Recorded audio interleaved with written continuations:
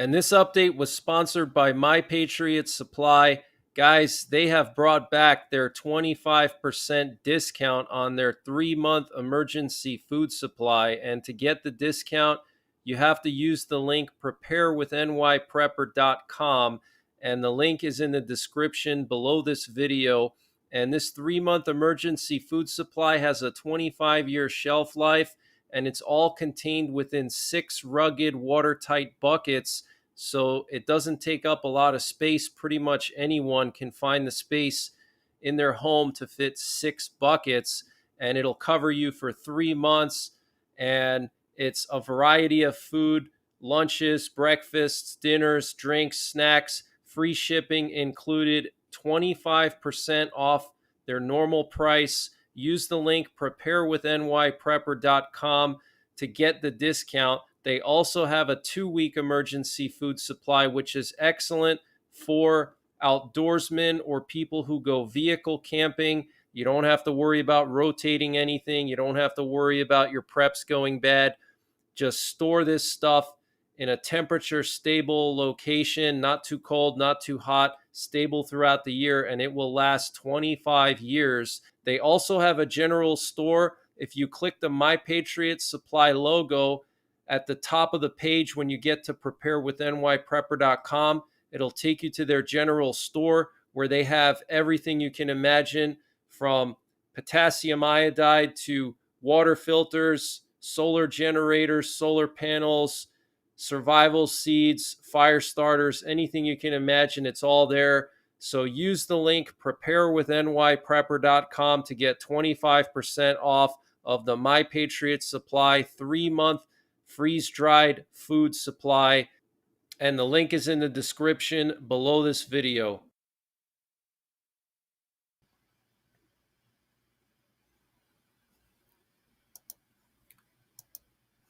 What's going on, guys? Let me know if you can hear me, and let me know if you can see me.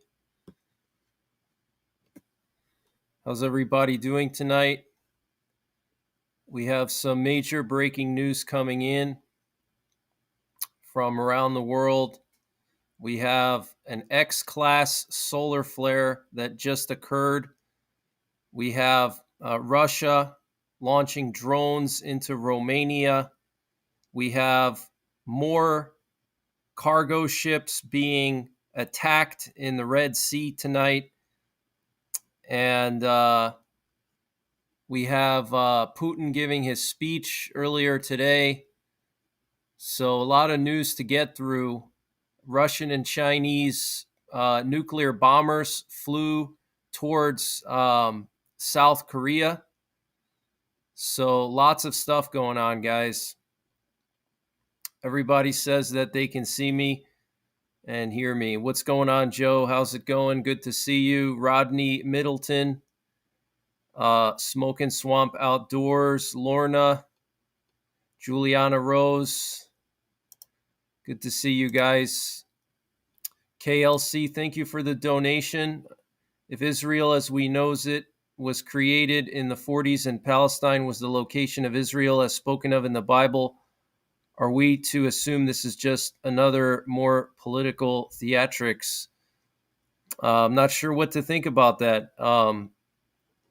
But thanks for the donation. I appreciate it. Kim Lyons, thank you for the donation, Kim Lyons. I appreciate it. So I'm going to just get right into the news now. So let me share my screen. We have a lot of stuff here going on.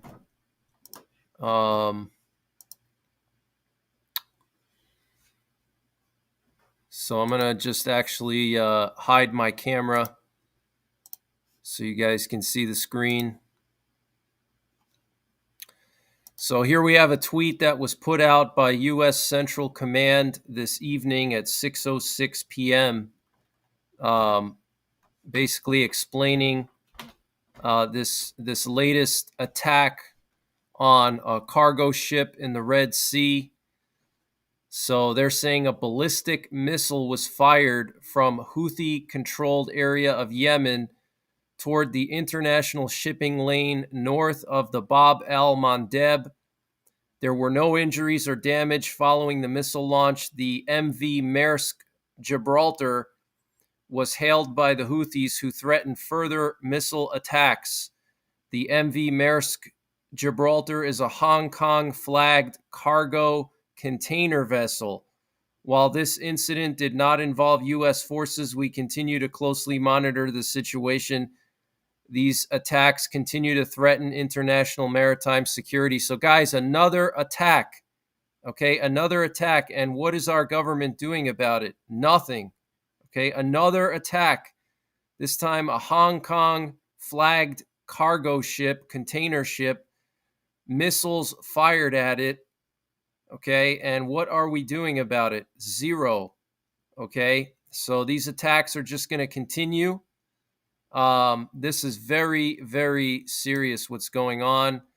I want to read to you what the spokesman for the Yemen military said. Okay, he posted this on Twitter just about an hour and a half ago. The naval forces of the Yemeni armed forces carried out a military operation against the Maersk Gibraltar container ship, which was en route to Israel. It was targeted by a drone, and the hit was accurate. So they're saying they used a drone, but the U.S. is saying they used ballistic missiles. The operation was launched when the ship's crew refused to respond to calls from Yemen naval forces. During the last 48 hours, Yemeni armed forces were successful in preventing the passage of multiple ships heading to Israel. The Yemeni armed forces vowed to continue to prevent the navigation of vessels heading to Israel until enough food and medicine that our brothers are in need of in Gaza are allowed into the Gaza Strip. So this is crazy, guys. Okay, they're going to continue. This is going to keep escalating, and when is Biden going to do something about it? Okay, that's the big question. Is he going to do anything? When is he going to do anything? We have no idea. But just looking at his track record of what happened with Afghanistan, my hopes are not high at all. And what you're looking at here is a U.S. nuclear sniffer plane flying over eastern Tennessee right now, accompanied by 2 aerial refuelers. This is pretty unusual. It's doing some loops here and touch and goes in eastern Tennessee, south of Knoxville. And it's being accompanied by this aerial refueler. So very interesting. And I want to just show you guys something else here. Apparently the Houthis have seized a cargo ship, and they're towing it to a Yemeni port. Okay, so we have one ship that was attacked by missiles and another ship that was apparently seized. And now that ship is being taken to Yemen. Okay, so at least 2 attacks, possibly 3. I'll show you a potential third one. So here we have the official incident report from the UK MTO. And it says here, United Kingdom Maritime Trade Operations has received a report from a vessel of an explosion sighted 50 meters off the port quarter. Authorities investigating. So this is the one that had the missile fired at it. And here we have another alert about irregular activity. The UK MTO received a report of an entity declaring itself to be the Yemen Navy ordering a vessel to alter course to Yemen. Okay, so this could have been the one that got fired upon. And then, or maybe the one that got seized. Okay, and then we have another incident out here of boarding. Okay, so a ship was actually boarded. The UK MTO has received a report of a distress call heard over VHF of a vessel being boarded by unknown persons in the vicinity of 120 degrees north, I think that is. I don't know how to read that. Approximately 700 nautical miles east of Bosaso, Somalia. Authorities are investigating. All right, so we know for sure one was boarded, one was fired upon. So the situation in the Red Sea is just continuing to spiral out of control. And it remains to be seen if the Biden administration is going to do anything about it. And last night, the French did a nuclear war exercise. This was first discovered by inventor Lee Wheelbarger of KLW World News. He was the one to discover this. And they had apparently 6 MRTT aerial refuelers, several Mirage fighter jets, and Rafale B and Rafale C nuclear bombers. Okay, these are actually fighter jets, but they're used for nuclear missions.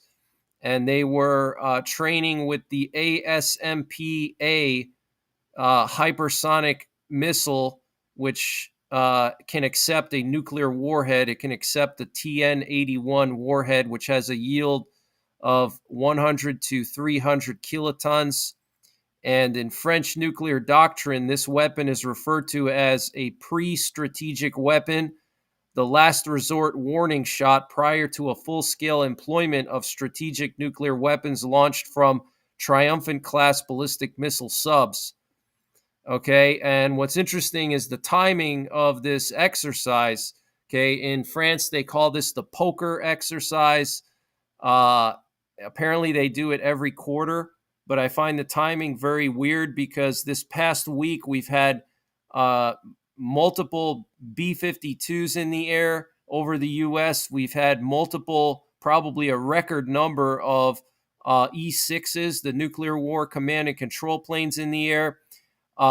We had B-2 stealth bombers moved to the UK after doing an exercise over the North Sea. 2 B-2 stealth bombers, okay, nuclear stealth bombers, the B-2s, they're part of our nuclear deterrent. 2 of them did exercises in the North Sea just 1 day prior to this happening, okay, this French nuclear war exercise, and one of those B-2s landed in the UK, all right? So it looks like we're building up for a nuclear showdown with either Russia or Iran, but lots of nuclear exercises, nuclear forces all over NATO and the U.S. are very active the past week or so. This could potentially mean that the U.S. is about to do something massive. The U.S. sold Israel 14,000 tank shells, or they approved the sale of 14,000 tank shells. You don't sell 14,000 tank shells to deal with a bunch of terrorists that are hiding in tunnels, okay? So 14,000 tank shells is the amount you would need if you're going into a full-scale war, okay? I don't know what's going on, but my speculation is that NATO is on high alert because they're about to strike potentially Yemen or the Iranian militias in Iraq, or possibly Iran, or maybe Russia's going to do something. Maybe they're going to try to go after Estonia or Latvia. My big concern is because Biden is in power, I think that a lot of these countries like Russia, North Korea, China, Venezuela, Iran, they're going to try to get away with as much as they can while Biden is still in office, because they see that Biden has a weak response. Okay, he doesn't have a strong response to situations, at least not right away, like Reagan or Bush. Okay, if this all happened during the Bush administration, I know a lot of people didn't like Bush Jr. Say what you want about him, about the Iraq War and all that, but if this was happening right now during Bush Jr., I guarantee you, it would have already been settled. It would have been dealt with. We would have already annihilated Yemen, okay? And all these militias that are continuing to attack our bases. They attacked our embassy. They're attacking our bases nonstop every single day. They're attacking cargo ships. They're attacking our naval ships, our warships. It's absolutely insane what's going on over there. Okay, it's absolutely insane. It's like a prison without a prison guard. It's just a free for all. Okay, they're just doing whatever they want because there's no punishment for it. Okay, um, so this is very serious what's going on over there, and Russia launched some drones towards Odessa that apparently crashed on Romania's territory. Here we have Dan Necaluscu. He's the ambassador to NATO. He's the Romanian ambassador to NATO. And he just tweeted this in the morning. Another Russian drone crashed on Romania's territory in an uninhabited area after last night's attacks on Ukraine's port infrastructure on the Danube. Romanian Air Force and Allied fighter jets were scrambled to conduct monitoring missions. We informed all allies and the Secretary General Jens Stoltenberg and remain in close coordination. The Ministry of Foreign Affairs of Romania summoned the Russian ambassador to protest against these continued actions, which are in flagrant contradiction with the international law and an irresponsible action. Okay, so another drone, possibly multiple drones, crashing in Romania again. Okay, this happened a few months back. Romania already evacuated a few towns right along the border with Ukraine when Russia kept crashing drones into Romanian territory. They already evacuated a bunch of towns. Okay, so I mean, it's just out of control what's going on around the world. Out of control, guys. All these evil countries are out of control. Okay, Russia attacking Ukraine. Now they're sending drones into Romania. I mean, what's next? Are they going to launch missiles at, the Baltic countries? We have North Korea, testing more missiles. We had Russia and China send nuclear bombers towards the Korean Air Defense Identification Zone. Okay. We have Venezuela threatening to invade Guyana and kick out our oil companies from Guyana. We have all the mess in the Middle East with our bases getting attacked, embassy getting attacked, warships getting attacked, cargo ships getting attacked. Guys, the world is falling apart, and it's all under Biden's watch. Okay, this is just crazy what's going on around the world. The world is it's falling apart. Okay, we are already in the beginning stages of a world war right now. We have all these conflicts going on. We don't have Russia launching missiles into France and vice versa, but it could come soon. And I'm very concerned that Putin is going to make some kind of big move in the Baltics before the election. Okay, like I said, all these leaders, they want to make their moves before the possibility of a Republican getting elected, happens, and then they know that the Republicans are going to respond more forcefully. We have Ukraine putting up dragon's teeth in the Chernihiv region in northeastern Ukraine. Okay, this is the area of Ukraine where Chernobyl is. Okay, they're putting up dragon's teeth. These are anti-tank obstacles. You can see they're digging trenches there. Looks like they're building some fortification lines. Okay, so Ukraine is getting ready to dig in. They're getting prepared for a potential second attack from Belarus. Okay, look at these trenches that they built. All right. So here, these are dragon's teeth right here. Okay, so they're building fortification lines along the border of Belarus again. Okay, because Russia knows now that Ukraine is running out of equipment, and there's a lot of political stuff going on about giving Ukraine more equipment and more funding, and they have, Republicans and Democrats are fighting about it, and the EU is trying to debate it. So now's a potential opportunity for Russia to make another big push in Ukraine.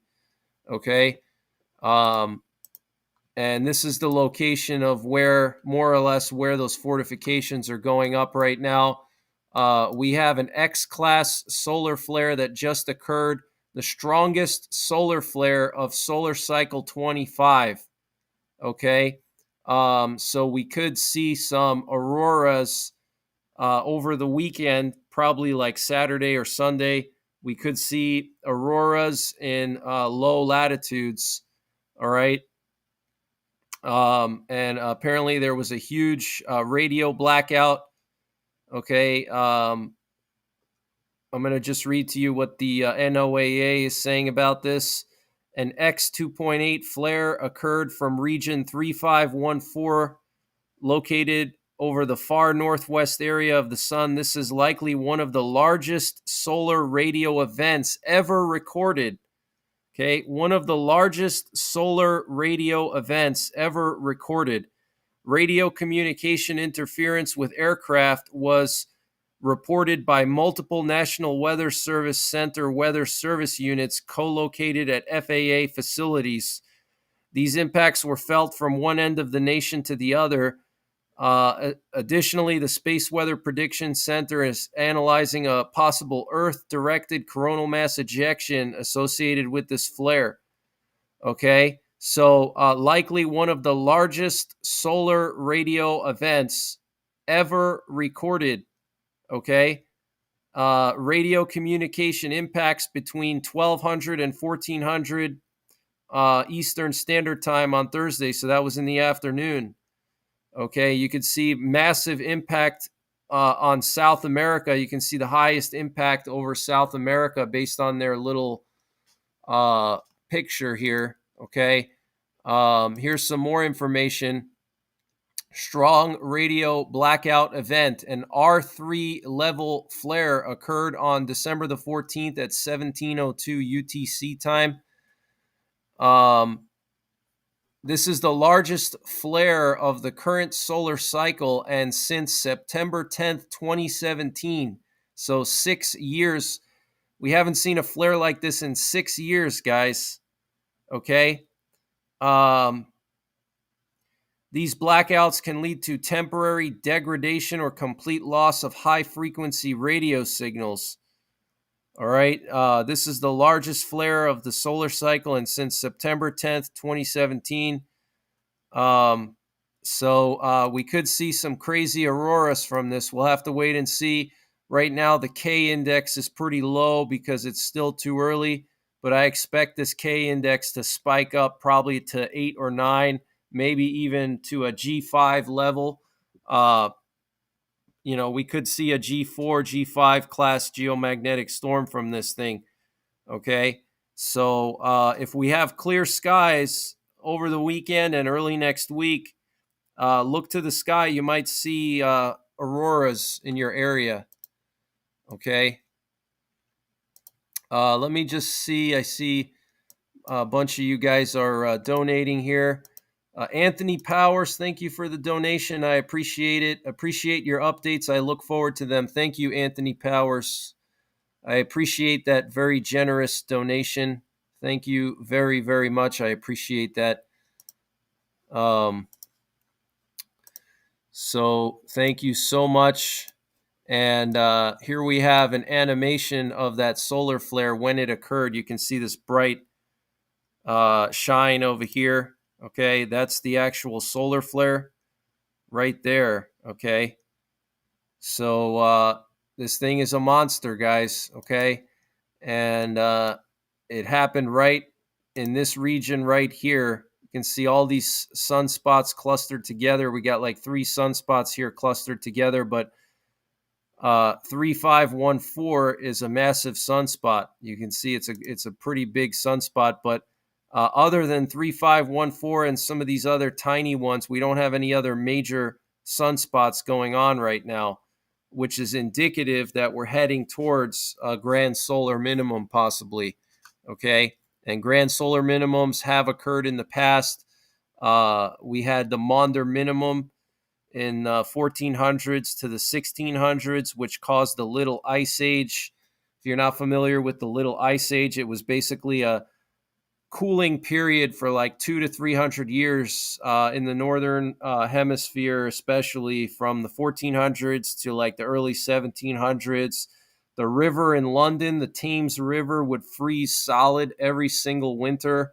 That's how cold it was. They used to have frost fairs on the Thames River, and people reported being able to walk across the Baltic Sea from Germany to Sweden, which that part of the Baltic Sea usually doesn't freeze that solid. There's usually just like pancake ice or ice out from the coastline, maybe 1 to 2 miles out, a couple miles out, but not solid all the way across.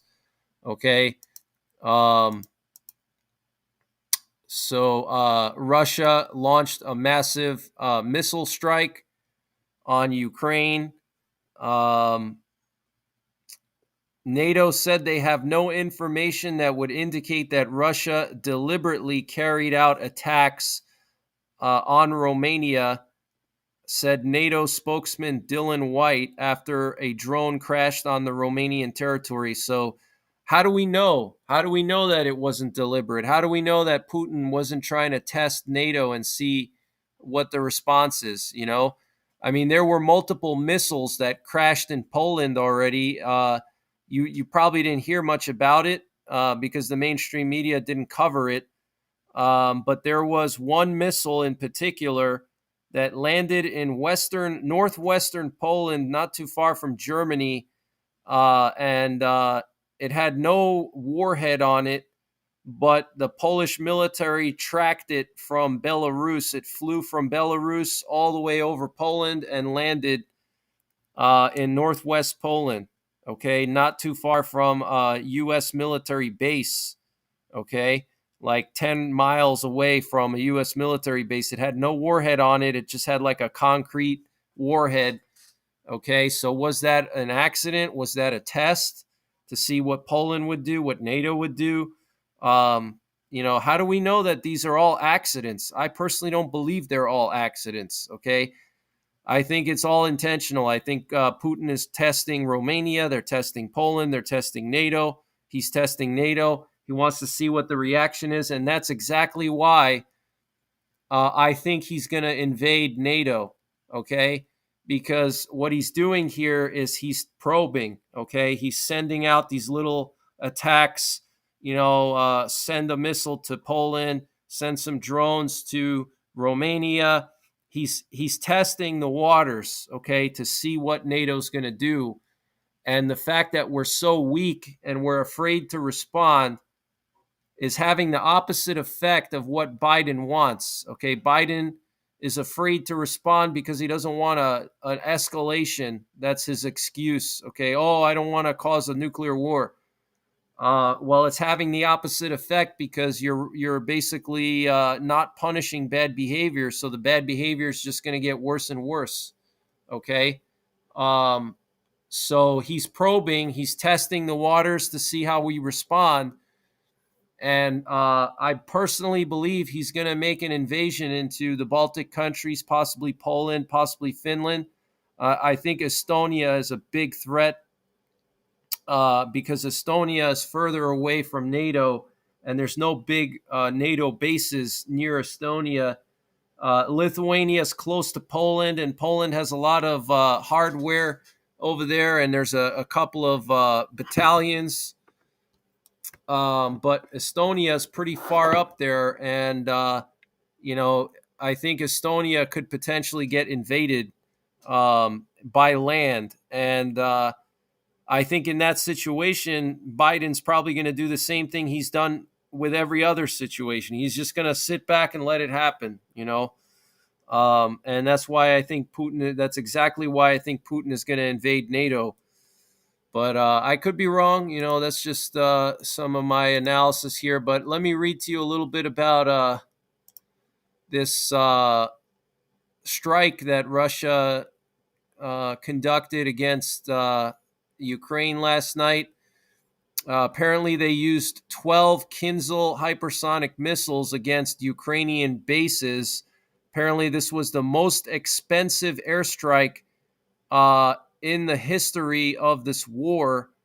Okay, 12 Kinzhal hypersonic missiles in 4 separate attack waves. And according to the latest information, 5 of these Kinzhal missiles hit the Staro Kostiantiniv air base, and 2 landed in Rivne. Rivne is in western Ukraine, 2 in Kiev, which is the capital of Ukraine, and 2 in Vinnytsia, which is in western Ukraine, and 1 fell in central Ukraine. And Ukraine is saying they were able to shoot down 1 of them. Okay, so Russia, they're seeing that Ukraine is not getting the military aid. People are focusing on Israel, and now it's a perfect time for Russia to make another push. Okay, they've spent the last few months resupplying their forces and rebuilding, and now's the perfect time for them to make another push. Unfortunately, okay. So get prepared, guys. Okay, things are continuing to spiral out of control around the world. Matthew Smith, congratulations for being a member for 9 months. That's awesome.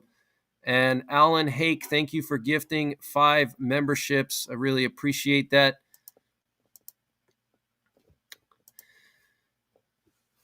So I'm going to just continue with some of the latest headlines here. Iranian-backed militants attacked more U.S. military bases today. They hit the Al-Tanf base in Syria and the Rukban camp with drones, and they also hit the Al-Shaddadi base south of Al-Hasaka with drones. Okay, so 3 U.S. military bases getting attacked: Al-Tanf, Rukban camp, and Al-Shaddadi getting attacked today. Okay. U.S. Defense Secretary Lloyd Austin condemns Hezbollah in an apparent escalation of U.S. rhetoric against the Lebanese terror group. During his latest call with his Israeli counterpart Yoav Gallant, Austin calls out Hezbollah for threatening communities in Israel and called for calm along the blue line. The blue line is like a line, it's kind of like a DMZ that was set up by the UN. Hezbollah is not supposed to get within a certain distance of the Israeli border. There's a UN peacekeeping force there, which basically hasn't done anything. All right, but strong words there from Lloyd Austin. The line stands out in the U.S. readout, given that it doesn't appear to be a regurgitation of Biden administration talking points. Previous U.S. readouts of the regular calls between Austin and Gallant that mention northern border tensions have generally only stressed the defense secretary's concerns regarding the possibility of a flare-up. The latest readout clearly points a finger at Hezbollah as responsible for the conflict on Israel's northern border. So Lloyd Austin is escalating his words about Hezbollah. Okay, for the last few weeks, he was just saying, "Oh, we don't want a flare up, we don't want an escalation." Now he's pointing the finger at Hezbollah and saying Hezbollah is responsible. So this could be the prelude to some kind of a massive attack. Okay, we have all the assets in the region. We have the Dwight Eisenhower carrier strike group in the Persian Gulf. We have the Gerald Ford carrier strike group in the Eastern Mediterranean. We have 2,500 Marines on standby in the Red Sea. I mean, we could launch like a massive attack on multiple fronts at the same time. We could hit Hezbollah, Yemen, and all the Iranian militants in Iraq all at the same time. It could be a massive strike, and it could be happening any day now. It could happen any day, okay? That's why maybe they're doing all these nuclear exercises all of a sudden, okay? Just like right before Hamas attacked Israel and this whole war started, there was a lot of nuclear warplane activity. If you were watching my channel in like the end of August and September, you could go back, actually. You can go back till like September, and you'll see I did videos just like the one I'm doing right now and yesterday and the day before, warning people that nuclear warplanes are in the air. And then sure enough, we have this new war front open up. Okay, so nothing happens by accident. Nothing, there's no coincidence when we're talking about the U.S. military. Everything is planned out. There's a reason for everything. Okay, they're not training exercises. It's not routine. It's not normal. I'm sick of hearing that. I've had multiple U.S. military veterans comment on my channel and send me emails saying that I'm right and basically validating everything that I said. Okay, a B-52, somebody who worked on B-52s during the Cold War in Europe left me a comment the other day saying that I'm 100% spot on, that something is going on, that they're not sending half a dozen nuclear war command and control planes in the air just to do some training. Okay, guys, you don't do that with equipment like that. You don't just take them for a joyride. Okay, we don't have that many of them. They're very expensive. It would take a long time to fix them if something happened. You don't put miles on planes that are essential to our nuclear deterrent and our nuclear forces. You don't put miles on them for no reason, okay? And replacing planes and fixing planes, it's not like, going to the mechanic and getting your oil changed or, rotating your tires. It takes a while to fix things on a plane, okay? So they're not doing that for no reason. So let me continue with some of the headlines here. Apparently, Israel is going to present a war timeline to the U.S., and that involves intensive fighting until the end of the year, through January 2024, the end of January 2024, intensive fighting. Then there's going to be several more weeks to redeploy the IDF to defensive lines, and then pinpoint strikes and raids to fully demolish Hamas through 2024. All right, so they're expecting to finish up the intense fighting within a month or two, and then after that, it's just going to be cleanup work. Okay, uh, nobody can maneuver in a region that we control, said Iranian Defense Minister Ashtiani. There is no room in the region for further movements and conflict of force.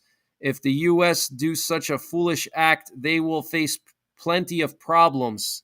Okay, that's the Iranian defense minister threatening the U.S. And last week, the Iranian naval commander threatened our carrier strike group. Egyptian tanks have reportedly arrived near the border with Israel. The Finnish government has decided to close all of its border checkpoints with Russia again. Okay, they closed them like 2 weeks ago. They reopened 2 of them yesterday, and now they decided to close them again. Okay, that's very suspicious. Okay, you don't need to close your entire border crossings, your entire border, just for a couple of migrants. Something's going on here. Okay. And Putin had his end of the year press conference today. It was 4 hours long. I might do like a recap of that tomorrow, and potentially on tomorrow's stream, maybe we can watch the whole thing together if I can find a translated version of it. But he said that basically America was responsible for staging a coup in Ukraine in 2014 to provoke a wider conflict. So he's saying that the U.S. was responsible for the Maidan Revolution, and it was all done on purpose to basically provoke a war with Russia. And he also said that there will be peace in Ukraine when we achieve our goals. And Putin also said that Odessa is a Russian city. And Bloomberg is reporting that Zelensky's visit to Washington was unsuccessful for getting aid for Ukraine. We'll have to wait and see if that's true or not. Russia warned Romania, Poland, and Slovakia over logistical support given to Ukraine's fighter jets. NATO countries from which F-16 aircraft take off from their bases will be considered participating in the war. We strongly warn that the use of these fighters from the territory of these NATO member countries will be considered by Moscow as their participation in the conflict in Ukraine and will force Russia to respond, said Konstantin Gavrilov, the head of the Russian delegation. He said this during an OSCE plenary session for military security and arms control in Vienna. Okay, so, we heard Maria Zakharova, the Kremlin spokeswoman, say the same thing like a week or two ago. All right, so that's pretty concerning. And South Korea scrambled fighter jets after Chinese and Russian military aircraft entered South Korea's air defense identification zone on Thursday. The South Korean Joint Chiefs of Staff said 6 Chinese and Russian military aircraft entered the KDIZ between 11:53 a.m. and 12:10 p.m. local time before departing the zone. It added that the aircraft didn't violate Korea's airspace. And also today, 2 Chinese Air Force bombers and 2 Russian bombers, the Tupolev 95s, these are the Russian Bear bombers, they're the nuclear bombers, conducted a joint flight merging with fighter jets and other aircraft over an extremely long distance from the Sea of Japan to the East China Sea. Japan's Western Air Defense Force of the Japan Air Self-Defense Force responded to scramble, and they scrambled, I guess, jets to respond to the aircraft. Okay, so we have Russia and China sending nuclear bombers, nuclear bombers to the South Korean Air Defense Identification Zone, and then also towards Japan at the same time. All right. So, guys, things are just getting crazy. The Philippine ambassador to the U.S. said another world war with China is possible due to the increased hostilities by Beijing against the Philippine Coast Guard, which is a new flashpoint after Philippine ships have been attacked various times near the second Thomas Shoal close to the Spratly Islands. Okay, so the Philippine ambassador is warning the U.S. that this could trigger a world war. Okay, China is blockading Philippine fishermen. I mean, it's just out of control.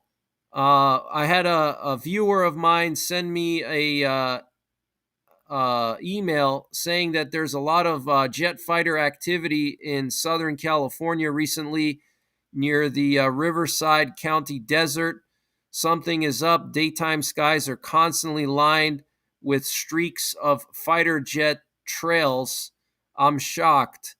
Okay, so that's a viewer from Southern California saying that they're seeing a lot of fighter jets. And the Turkish politician who suffered a heart attack after saying that those who enable Israel can't escape Allah's wrath apparently has died in the hospital now. So that's just an example of, God's punishment. A lot of people say that God doesn't punish people. He definitely does. Want to just show you this flight path here. What you're looking at is an RQ-4 Global Hawk that flew towards Israel yesterday, and it turned its transponder off, and then it came back and turned its transponder back on in the Eastern Mediterranean. Where this thing was going, I have no idea, but this was 2 days ago, or yesterday actually. It flew from Sicily directly towards the West Bank, and then it shut its transponder off once it got near Israel, okay? And then a day later, it comes back and turns its transponder on. So very interesting, very interesting. Not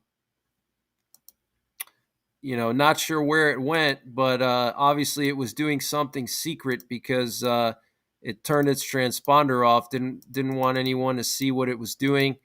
So very, very interesting.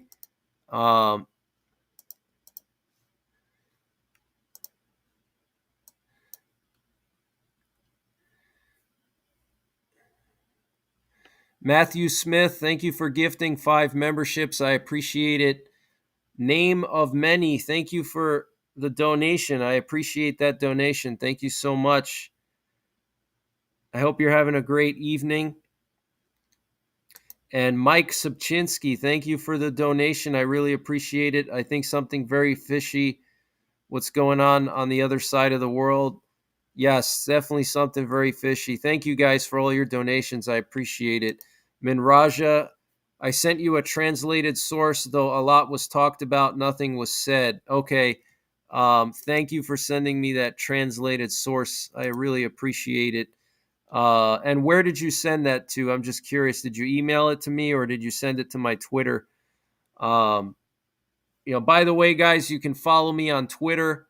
There's a link to my Twitter on my YouTube channel. It's just at NYPrepper1. If you type in at NYPrepper1, that's my Twitter handle. I don't post a whole lot there, though, but sometimes I do. Smoking Swamp Outdoors says, Greg, can you make that your new intro? Yeah, that's what I'm planning. That's going to be my new intro. Yes, that's going to be my new intro. Menraja says you emailed it. Okay, thank you. Thank you.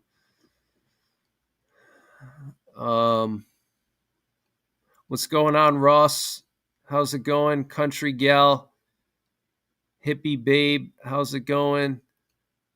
K Paul, how's it going, K Paul? Hope you're doing well. Joan Julia. Thanks to all the mods for showing up tonight. I really appreciate you guys. Thank you very, very much. So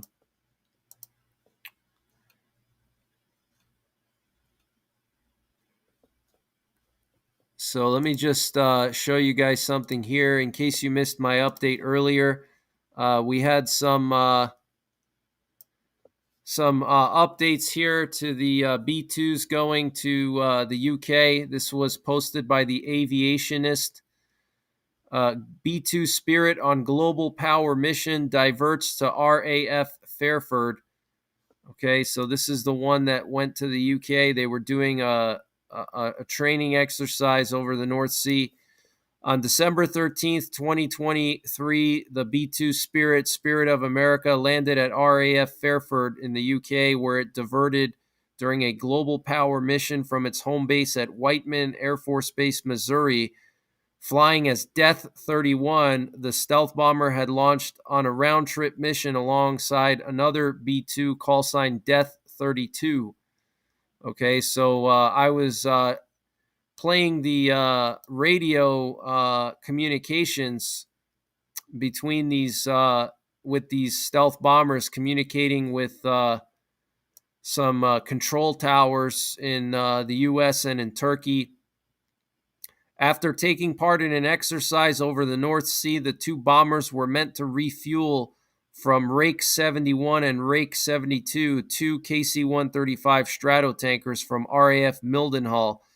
However, just one of the tankers launched. Therefore, after air-to-air refueling, Death 32 departed the area for Whiteman Air Force Base, whereas Death 31 diverted to RAF Fairford.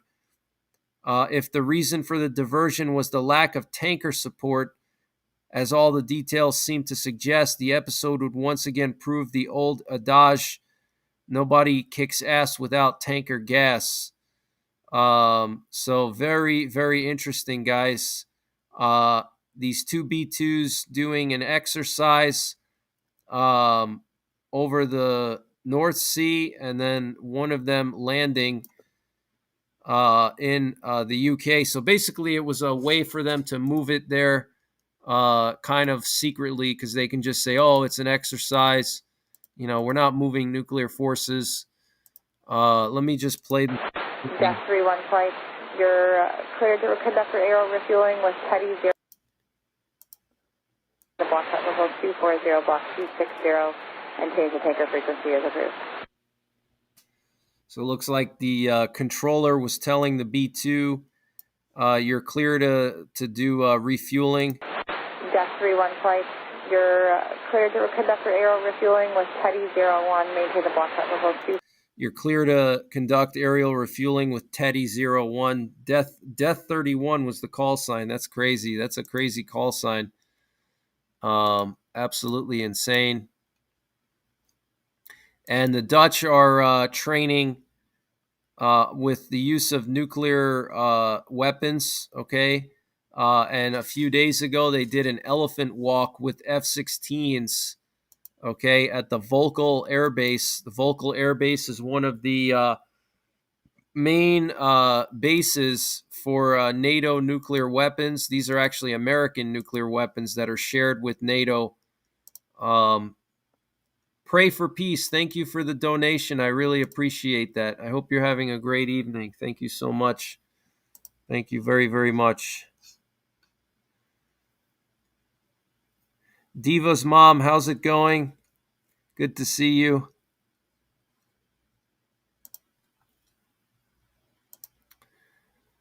So I want to just read this to you guys. This was posted just yesterday by the Federation of American Scientists. They just posted this yesterday.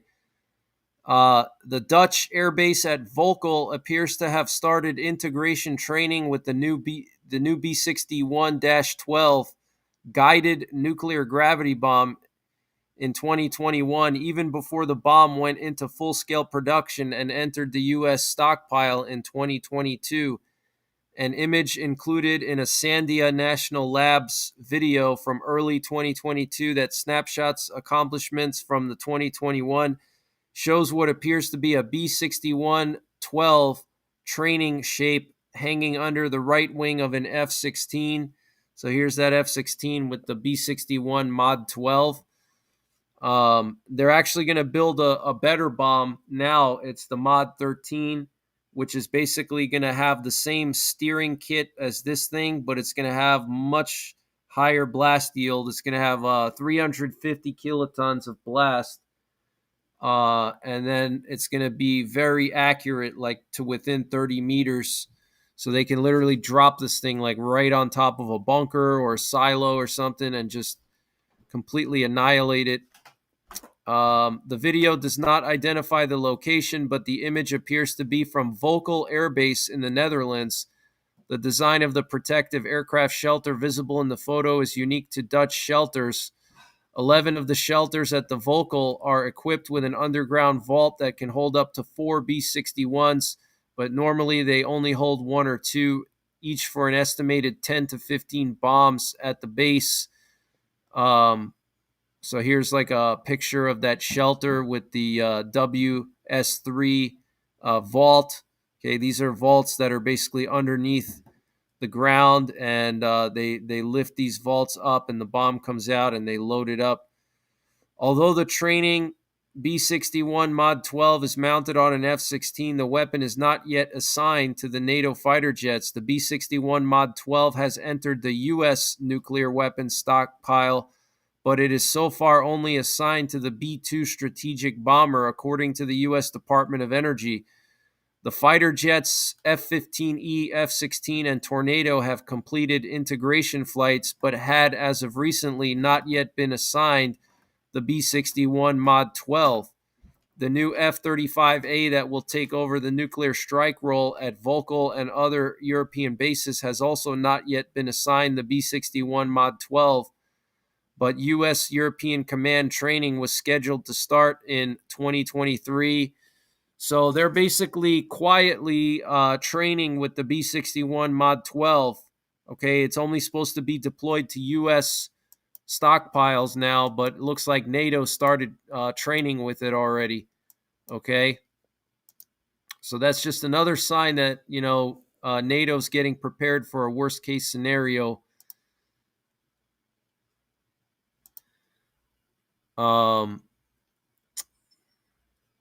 The 312th Squadron of the 1st Wing at Volkel Air Base is part of the so-called NATO nuclear sharing arrangement, where the United States equips Dutch F-16s and trains their pilots to employ US B-61 nuclear bombs in war.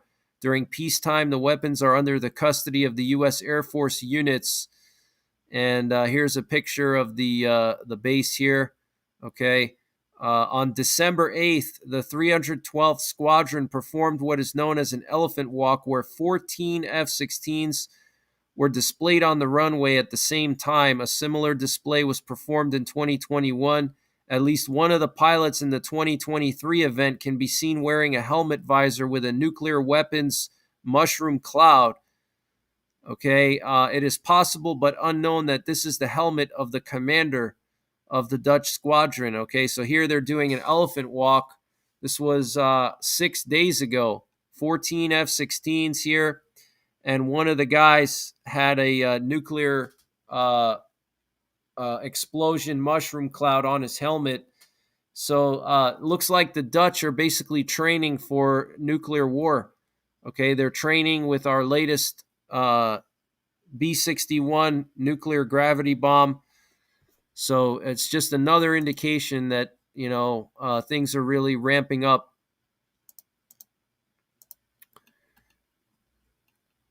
The nuclear weapons upgrade at Volkel Air Base is part of a broad nuclear modernization program of U.S. non-strategic nuclear forces in Europe that includes replacement of aircraft, bombs, base infrastructure, nuclear command and control, readiness level, operational planning, and public visibility. There is no public information that the B-61 Mod 12 bombs have been shipped to Europe yet, but the C-17A nuclear transport aircraft has been cleared, and the first shipments could potentially begin next year.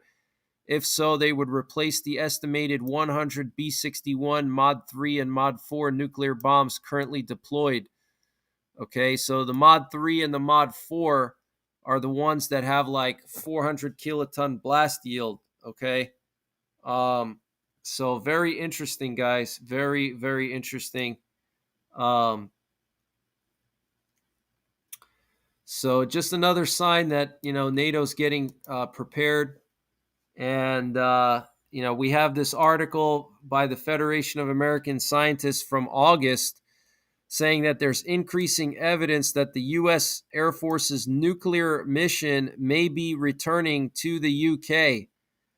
Okay. Huge news, guys. Okay. And they have this picture here showing upgrades at RAF Lakenheath. And looks like they upgraded an aircraft shelter and additional infrastructure for F-35s. So NATO's going to make the F-35 the primary nuclear strike fighter jet. And there's a good reason for it, because the F-35 is a stealth fighter. And like I've said many times before, if there was a nuclear war with Russia, those F-35s would basically turn into mini stealth bombers, because each F-35 can carry those B-61s. And between all the NATO countries, you have, I don't know how many F-35s, probably at least 200 F-35s. So imagine each one of those F-35s with nuclear bombs on them, flying into Russia, striking different targets. So it's a very powerful, very, very potent setup. Thank you for the donation, Sandra. I really appreciate it, and I hope you're having a great evening. So let's just continue reading this. New U.S. Air Force budgetary documents strongly imply that the United States Air Force is in the process of reestablishing its nuclear weapons mission on UK soil. The Air Force's 2024 budgetary justification package dated March 2023 notes the planned construction of a Sherty dormitory at RAF Lakenheath, approximately 100 kilometers northeast of London. The Sherty dormitory was also briefly mentioned in the DoD's testimony to Congress in March 2023, but with no accompanying explanation. Sherty is a term commonly used within the DoD and the DOE to refer to the capability to keep nuclear weapons safe, secure, and under positive control. The justification documents note the new requirement to construct a 144-bed dormitory to house the increase in enlisted personnel as the result of the potential surety mission. To justify the new construction, the documents note with the influx of airmen due to the arrival of the potential surety mission and the bed down of the two F-35 squadrons, there is a significant deficiency in the amount of unaccompanied housing available for E-4s and below at Royal Air Force Lakenheath. Okay, so here's their actual document. So that's pretty crazy, guys. They want to build basically vaults for nuclear weapons in the UK. Construction of the facility is scheduled to begin in June 2024 and end in February 2026. That's a long time span. I don't think they're going to take that long. So pretty interesting, guys. Very, very interesting. And they say here that a total of 33 underground nuclear weapons storage vaults in aircraft shelters at RAF Lakenheath were mothballed, but documents indicate that they may be reactivated soon. Okay, so, they have the vaults there. Okay, they have the vaults there. They just shut them down because of stupid diplomacy, trying to appease Russia and make Russia feel happy and not threatened, and basically limiting our capability. And Lockheed Martin delivered their first precision strike missiles to the U.S. Army today. Those are like the ATACMs on steroids, essentially. They're like ATACMs, but like much, much longer range.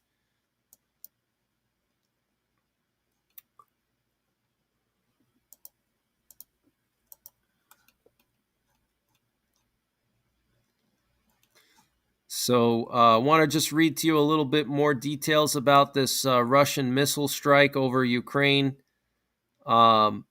Ukraine's Air Force said Russian MiG-31K fighter jets carrying Kinzhal hypersonic missiles struck targets in central Ukraine just 10 minutes after their takeoff from Savaslayka Air Base, sparked a national alert. On Thursday, the Air Force said it shot down one Kinzhal missile over the Kyiv region, while another two hit Starokostiantynivka district, location of an airbase in Khmelnytsky region west of Kyiv that has been repeatedly attacked during the 21-month-old war. Kyiv Regional Governor Ruslan Kravchenko said no casualties were reported nor damage to critical or civilian infrastructure after explosions were heard by a Reuters correspondent near the capital.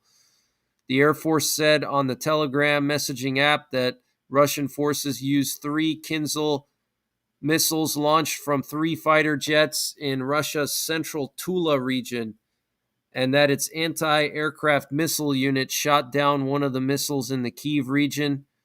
Of course, we do not comment on the consequences of hits/non-hits by enemy missiles in the Khmelnytsky region, it added. Local authorities said earlier that emergency services were working at the 2 crash sites, but no injuries or damage were reported. So that's just insane, guys. Looks like they were trying to take out some of the Ukrainian bases. That's what it seems like.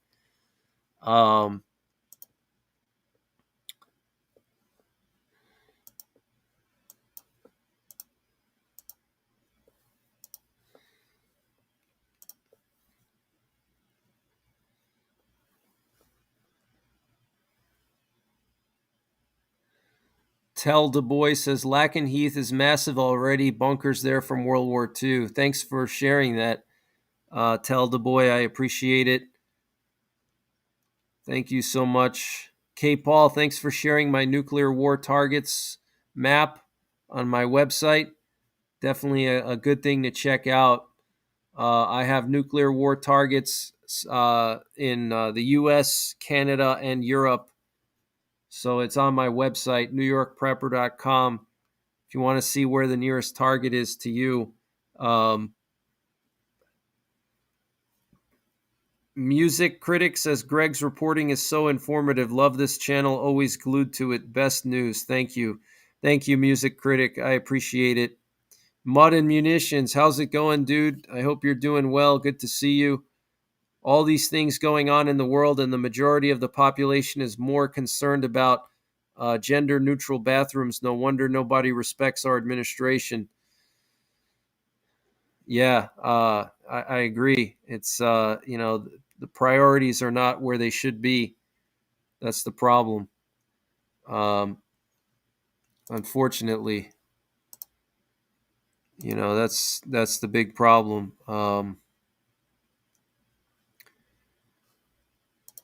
So yeah, it's really unfortunate what's going on around the world. All hell's breaking loose everywhere, basically. Um, Looks like we have a nuclear war command and control plane up in the air right now. Let me show you guys. Got this one right here. Iron 01.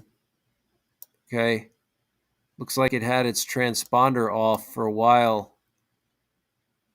Check that out. We have the nuke sniffer heading back to Offutt Air Base, it looks like. We actually have two nuclear war command and control planes, but one of them is landing right now. The other one is about to land. So yeah, our nuclear forces are still on high alert, guys. Okay, they're still on high alert. It's insane. Lorna's asking Drops, were you here when Greg played Lindsey Graham over and over? It was horrible. That was funny. Yeah, I just let that thing go. That was like an intro. Yeah. Sons of God says, I live pretty close to Whiteman. A B-52 just went over 15 minutes ago. They've been pretty active lately. They fly in the evening overhead, so people don't get too alarmed. That's interesting. Makes a lot of sense.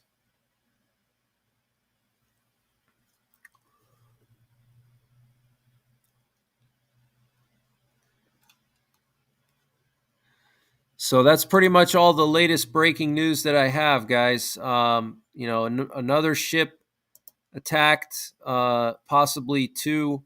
Well, actually, no, one ship attacked by a missile, and another one potentially seized. It's just getting crazy, guys. And yeah, tomorrow I'm gonna try to analyze Putin's speech. We'll do an analysis of Putin, or not his speech, his press conference. We'll do an analysis.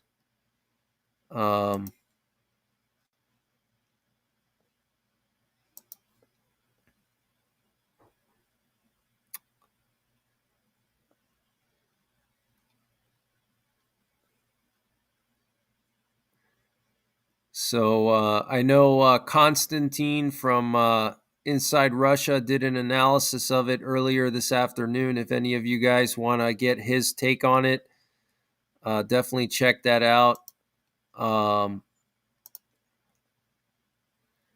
We have some breaking news coming in about a bomb threat at a Jewish temple in Columbus, Missouri, it looks like.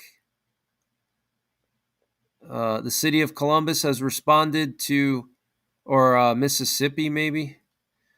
The city of Columbus has responded to a reported bomb at a Jewish temple. It's the Temple Benai on the 2nd Avenue North. The public has been told to avoid the area. Wow. So some kind of bomb threat at a Jewish temple. Wow. That's crazy, guys. That's happening right now. We're hearing of bomb threats in synagogues in Bucks County, Pennsylvania. The FBI and local police agencies on Thursday were investigating bomb threats made to synagogues across Pennsylvania.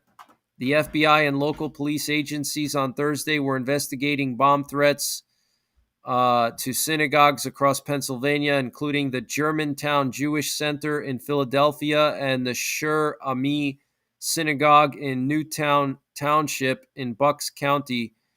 The FBI is investigating a series of bomb threats targeting synagogues in Pennsylvania and multiple other states across the country. Carrie Adamovsky, spokesperson for the FBI in Philadelphia, said in an email, although at this time no explosive devices related to these threats have been found, we continue to work closely with our law enforcement partners and will remain vigilant to protect our communities, Adamovsky said, adding that anyone with information about suspicious activity or potential threats should report it to local law enforcement or the FBI. Shortly after noon Thursday, police in Newtown Township responded to an emailed bomb threat sent to the Shur Ami synagogue. The police department said in a statement, children at the synagogue school were evacuated to an alternate site while police investigated, including with bomb-sniffing dogs. No bomb was found. The FBI put out that bulletin, a few days ago, saying that, terrorist attacks are going to happen through the holiday season. Okay, so we have to be on high alert. The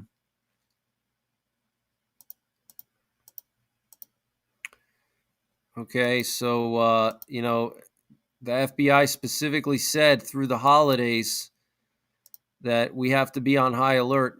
Things could happen over the holidays. So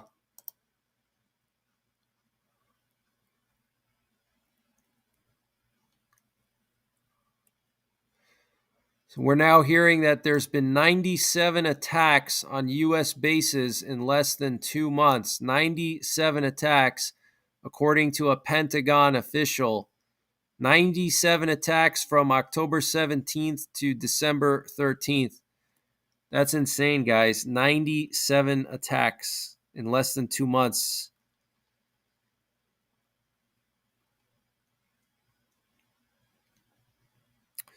Looks like the president of Venezuela met the president of Guyana. Very interesting. Let me show you guys. They actually have a video here. Let me get this for you.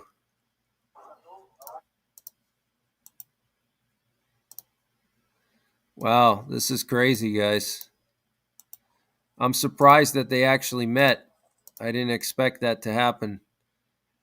Let me put this up on the screen so you guys can see.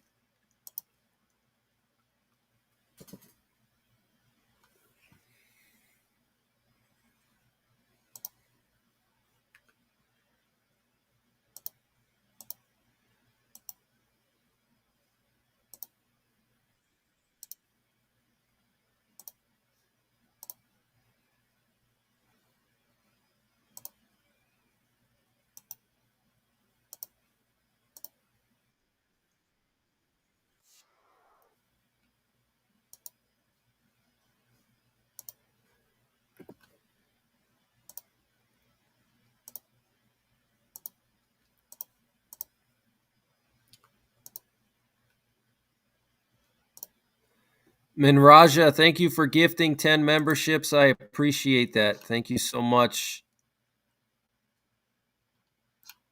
Thank you very much, Minraja.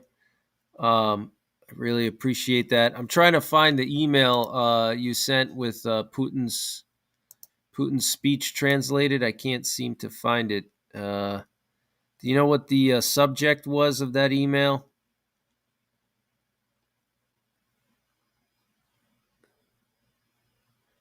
Let me play this video for you guys. This is the president of Venezuela meeting with the president of Guyana.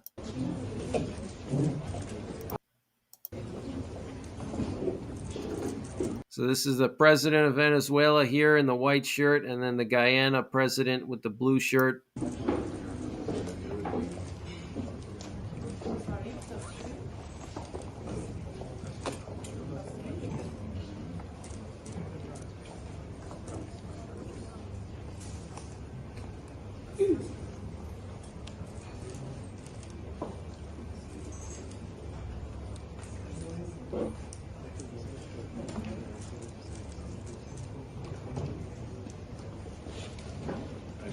guys would leave us know. Yeah. Okay.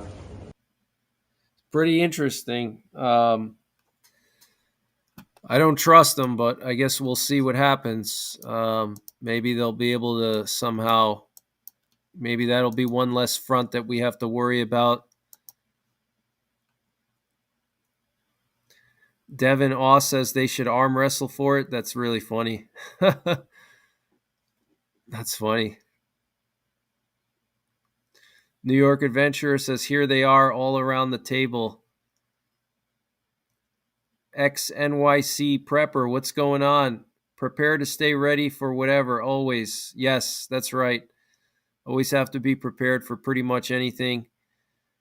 That's right. Hope you're doing well. Good to see you in here. Aldo Schmedak, good to see you in here.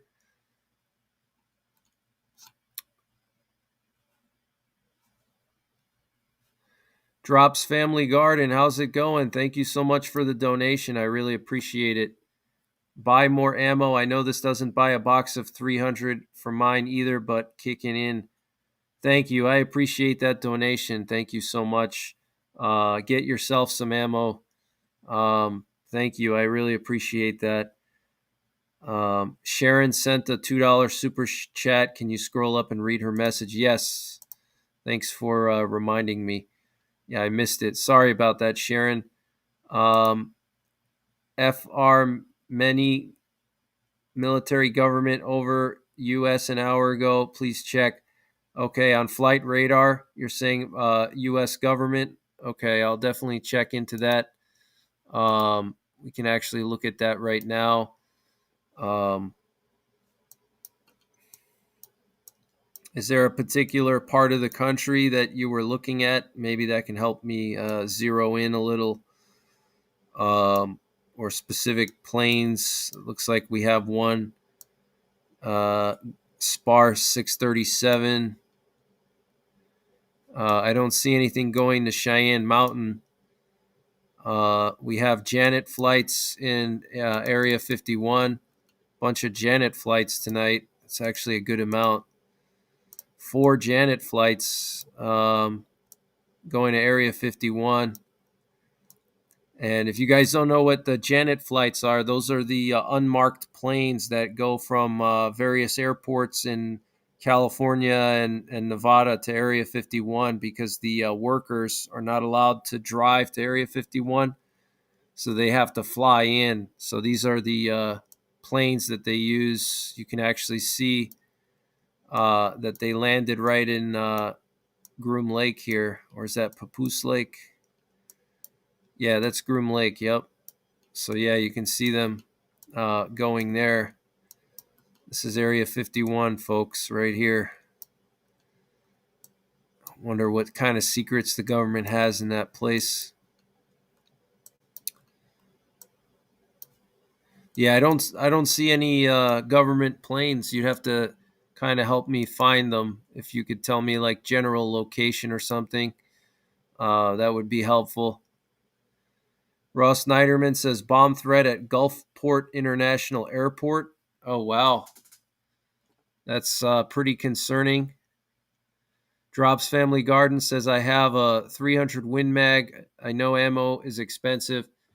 Yeah, I don't even buy factory ammo anymore. I hand load for pretty much everything I own. And I recommend everybody do that because you're going to save like 70% on ammo. It takes a little time. You have to invest time in developing loads and chronographing them and finding a good load that's accurate and trying different powders and stuff, different combinations. It takes a little time, but it's well worth it, you know. So I basically hand load for everything now. It saves me a ton of money, you know. I mean, if you're not if you're not shooting a lot, then it doesn't mean, you know, hand loading doesn't matter. But if you shoot like every week or a couple times a month, you know, hand loading the way to go. Troy McMaster says at 2:30 p.m. 3 large planes took off from Fort Bragg. Interesting. Very interesting. Do you know what kind of planes those were? Gulfport, Mississippi. Okay. Mary Beth says breaking news: a small plane fell out of the sky on I-26 and went up in flames in Asheville, North Carolina. Wow. Wow, that's insane. Um,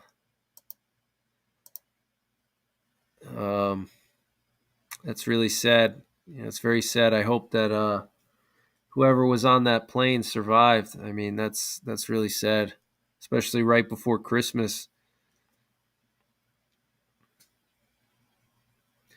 What do we do if we're not allowed to get a gun? Any way around that? Um, I mean, you can build up your martial arts skills. Your hand to hand combat. That would be the first thing to do.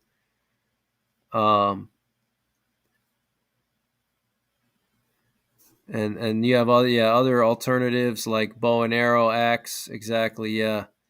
Uh, yeah. Unfortunately, I can't do too many videos on hand loading on YouTube.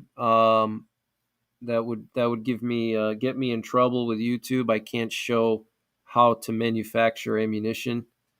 I have a lot of hand loading videos, but I don't show specifically anything specific. Just testing stuff. So unfortunately, I can't do that here. I'm sorry. Um, but I'll definitely be doing more hand loading videos on YouTube. But I can't do like a how to or this is what I did. This is the powder I used. I can't do any of that. It's that's how you get in trouble here on YouTube, unfortunately. Um,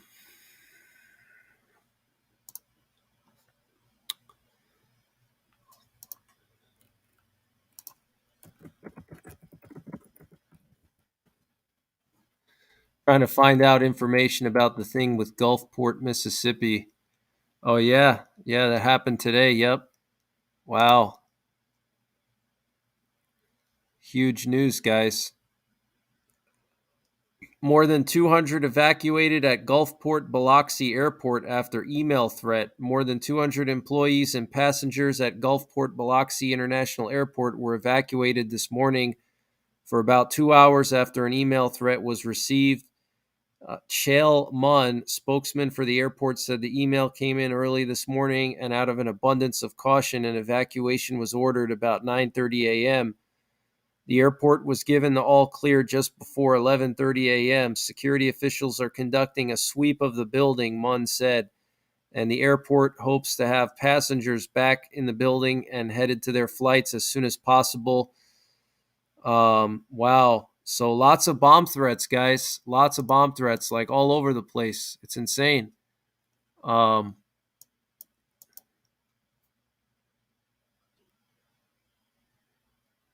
um, it's just absolutely insane.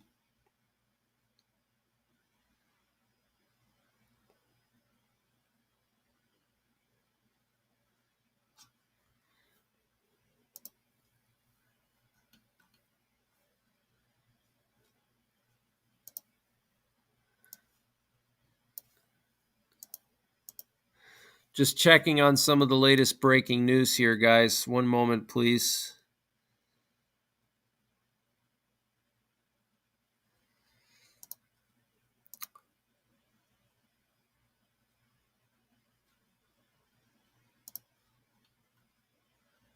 Just checking to see if there's anything coming in right now.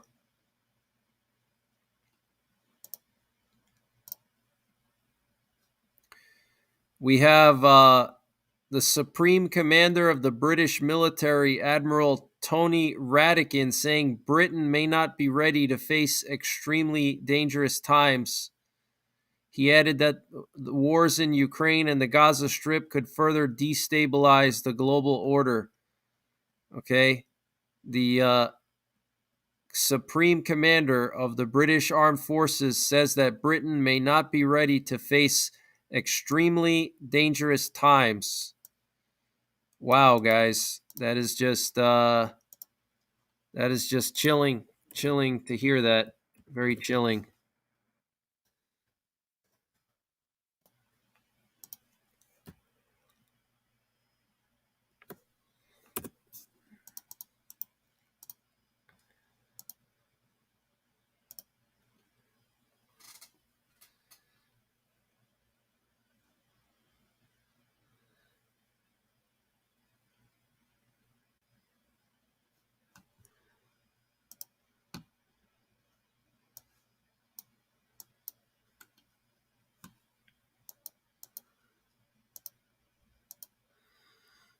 Wow, that's very concerning.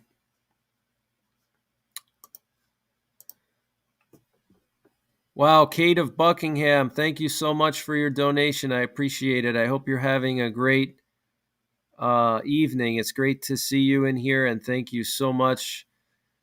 So glad you're broadcasting. Your leadership is so incredibly important and crucial in these times. So glad you're broadcasting. Thank you, Kate. I appreciate that. Thank you so much, and I hope everything's going well with you. It's nice to see you in here. Thank you very much. Appreciate that. Um, Thank you, K. Paul, for sharing my sponsors out. I appreciate that. You're awesome, K. Paul. Um, the moderators on this channel are just fantastic. You guys are amazing. I owe you guys big time. You guys have really helped me out so much. So yeah, we have bomb threats at an airport in Mississippi earlier today. We have some synagogues getting threats. It's gonna get worse as we get closer to Christmas. I'm very concerned about Christmas weekend next week, especially when people are traveling. I'm concerned about potentially bridges coming under attack. Uh, like next Friday. I'm concerned about New Year's, obviously. I was actually considering doing a New Year's live stream. I don't know if you guys would be interested in that, but I was thinking of doing like a New Year's live stream. Let me know what you guys think. Maybe I'll do a poll. Let me just set up a poll here, um, asking you guys if I should do a New Year's live stream.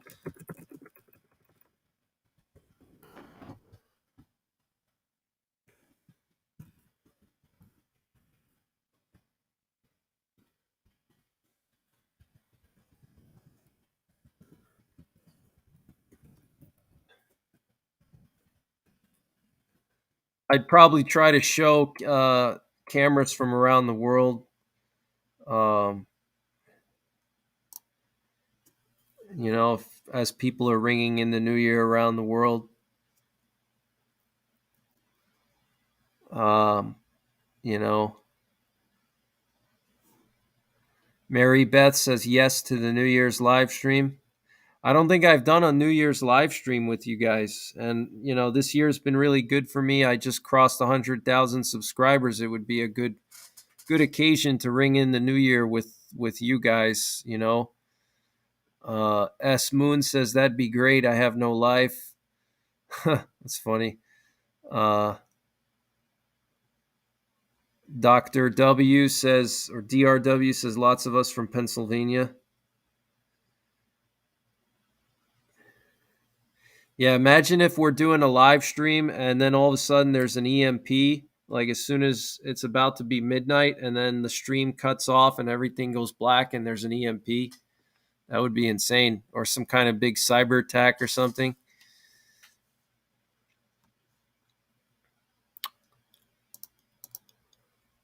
So I'm going to read to you guys a little update here from the Institute for the Study of War. Let's see here. They have an update on Iran and Israel.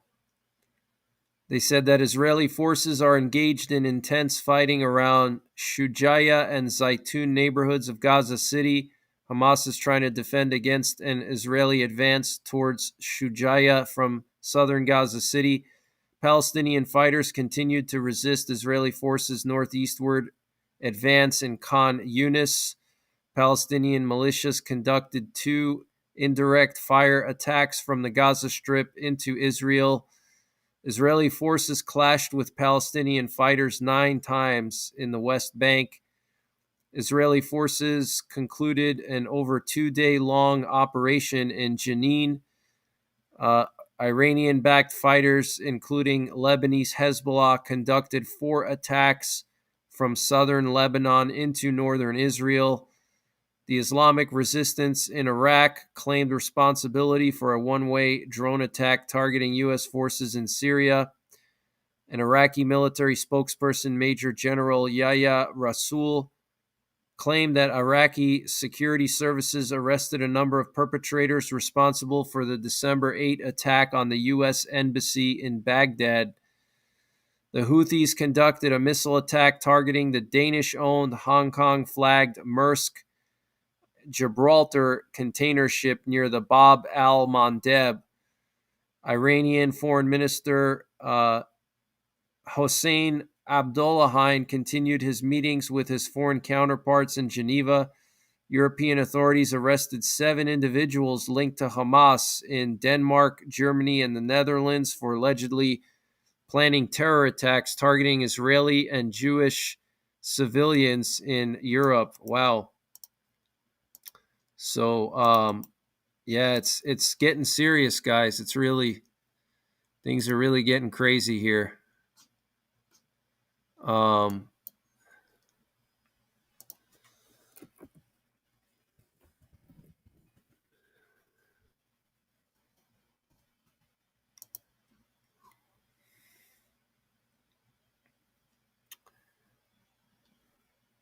Minraja, thank you so much for the donation. I appreciate it. Thank you. New email sent with a translated source. Thank you. Thank you. I really appreciate that. Thank you so much. Okay, I got it now.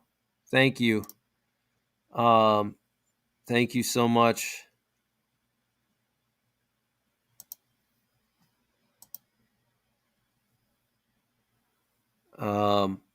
Oh yeah, it looks like Crux posted it.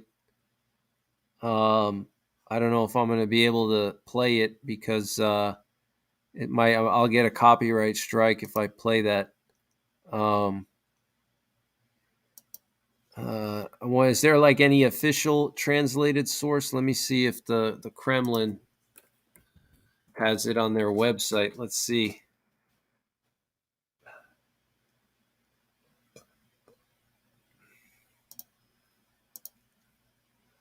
They have it on their website. It's just all in Russian, unfortunately. It's all in Russian. There's no captions or anything. That's the problem. Maybe RT has it or something. Let me see.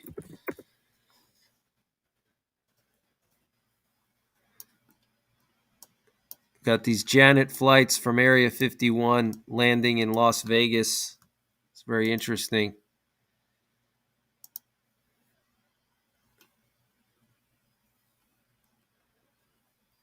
So that's pretty much the latest information that I have, guys. Thank you for showing up tonight. I think I'm just going to open up the chat and talk with you guys for a little bit. And I'll be back tomorrow night with another stream, probably. Maybe we can listen to Putin's speech together or something. I don't know. Do you guys prefer these streams or do you prefer videos? I know some people like the videos more. Some people like the streams more. I'm trying to mix up more streams into my content because I haven't been doing enough streams lately. So I've been trying to do more.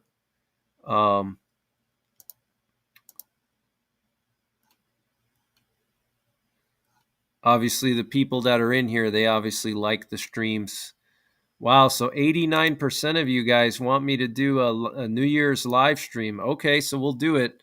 I'm going to see if I can't get cameras from around the world and we'll watch different parts of the world ring in the new year. I'll see what I can do. I'll see how I feel, and if I have any family obligations, I might have family obligations, but we'll see. Okay, absolutely. Looks like you guys like streams. Okay. Both are important. Yes, they are very important. Appreciate all of your posts and your streams. Thank you, Lexi. New York Adventure says, I don't want you going down that path again where you get 2 strikes. June was terrifying that your channel was nearly gone. I remember watching that channel update while in Disney that month. Yeah, that was insane. I can't believe that. Yeah, I'm just so happy that that's behind me. Um, so yeah, I'm playing it very safe nowadays. Uh, Gail Conway says I have a video and pictures I would like to email you. Some squiggly lines, and at the tail of it was very bright. This was in the sky, was not a jet. Interesting, Gail. Thank you for mentioning that. Yeah, definitely share it with me. Can you stream Dick Clark's New Year's Rockin' Eve? Yeah, I can, as long as I don't get a copyright. I'd have to find a source for it so it's not copyrighted. Um, Aldo says I got a bogus strike myself. Amanda Moss says, Greg, could you check out my Christian artwork? Yeah, definitely. Send it to me. Send me your Christian artwork. Go through my website if you can, because my email lately has been blown up. I have a lot of emails.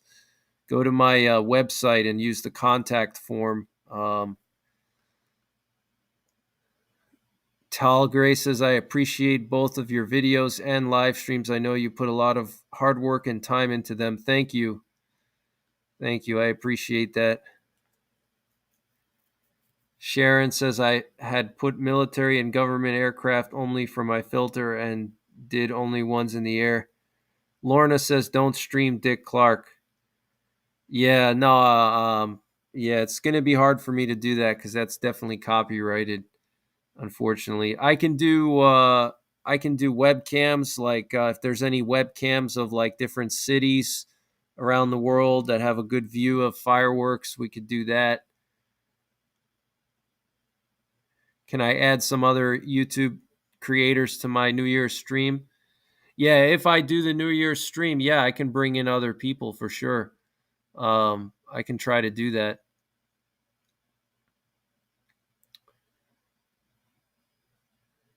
John Hoover, what's going on, John Hoover? Love to be in Kiev or Bucharest for New Year's next year.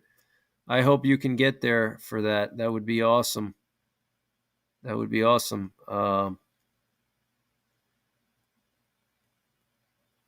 Times Square, New Orleans. Yeah, that's what I was thinking. Yeah, that's what I was thinking. I was thinking like all the major cities around the world. Missouri man, what's going on? Hope you're doing well. Um,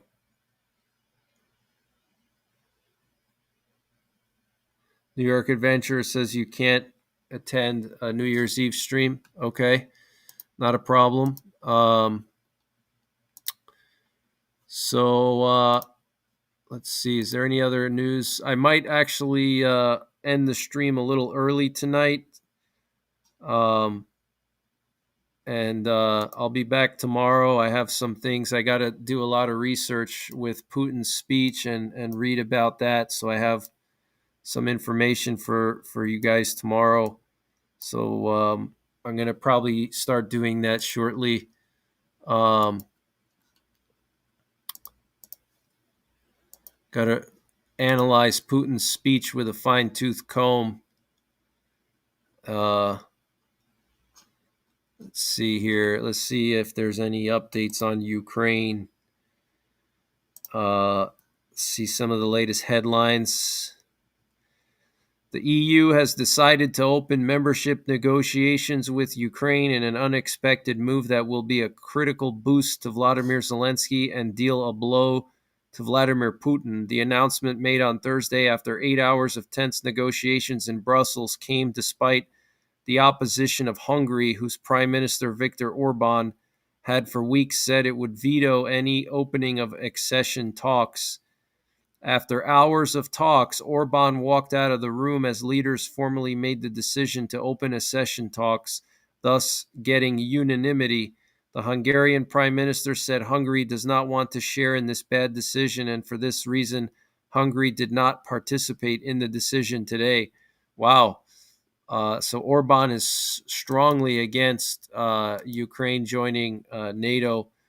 He's definitely an agent for Putin. There's no doubt. I mean, he's definitely an agent for him. Zelensky said this is a victory for Ukraine, a victory for all of Europe, a victory that motivates, inspires, and strengthens. Later, European Union leaders failed to agree on a 50 billion euro aid package for Ukraine and on the renegotiation of the EU budget.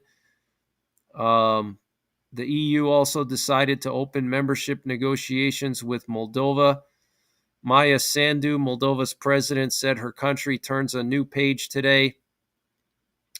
Putin held his annual end-of-the-year press conference for the first time since launching the invasion, saying, "There will only be peace in Ukraine when we achieve our aims."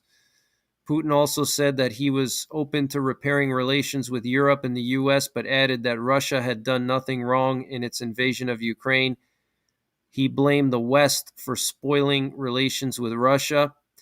Ukraine said on Thursday that its air defense systems had downed dozens of Iranian drones launched by Russian forces targeting the southern city of Odessa in Moscow's latest overnight barrage that wounded 11 people. The Wall Street Journal reporter Evan Gershkovich, arrested in Russia on espionage charges, lost an appeal on Thursday to be released from jail and must remain in custody until at least January the 30th. Putin was asked about a possible prisoner swap for Gershkovich and former U.S. Marine Paul Whelan. He said he hoped to find an agreement with the U.S. that was satisfactory for both sides. A Moscow court on Thursday ordered a retrial in the case of a veteran Russian human rights campaigner who is fighting charges of discrediting the country's armed forces. Finland will sign a defense agreement with the U.S., the Finnish government said, to grant the U.S. military broad access across the Nordic country to the vicinity of its long border with Russia. And Romania identified a drone crater near its border with Ukraine after an overnight Russian attack on Ukrainian port infrastructure, its defense ministry said. Wow. So a lot of stuff going on. Looks like Ukraine and Moldova might be joining the EU soon. I have a lot of stuff planned for this channel, guys, besides just breaking news. I know a lot of you guys are here for the news, but I have a lot of cool, fun things, not just, doom and gloom, negative stuff all the time, but I also have some fun stuff planned. So I'm excited to bring that to you guys.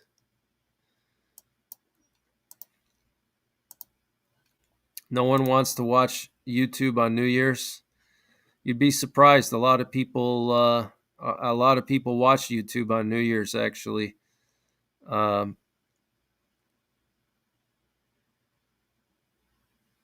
Wide Awake and Aware says, my birthday is New Year's Eve. Oh, wow. So you're a Capricorn then. You must be good with money and very hardworking. Hugh says, thanks for all great reporting, Greg. No problem, Hugh.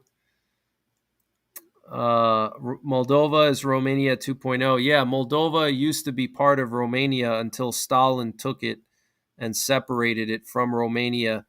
That was all Stalin. Stalin separated Moldova from Romania, but yeah, Moldova is basically part of Romania. I think they should just unify.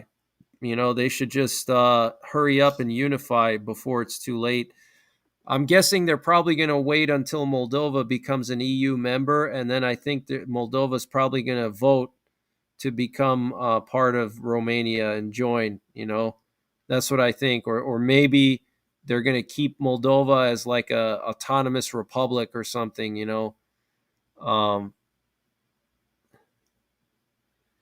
Do I have a favorite Bible verse and passage? A few from the book of Matthew, like the Beatitudes, for example. Those are probably my favorite ones from the book of Matthew, the Beatitudes.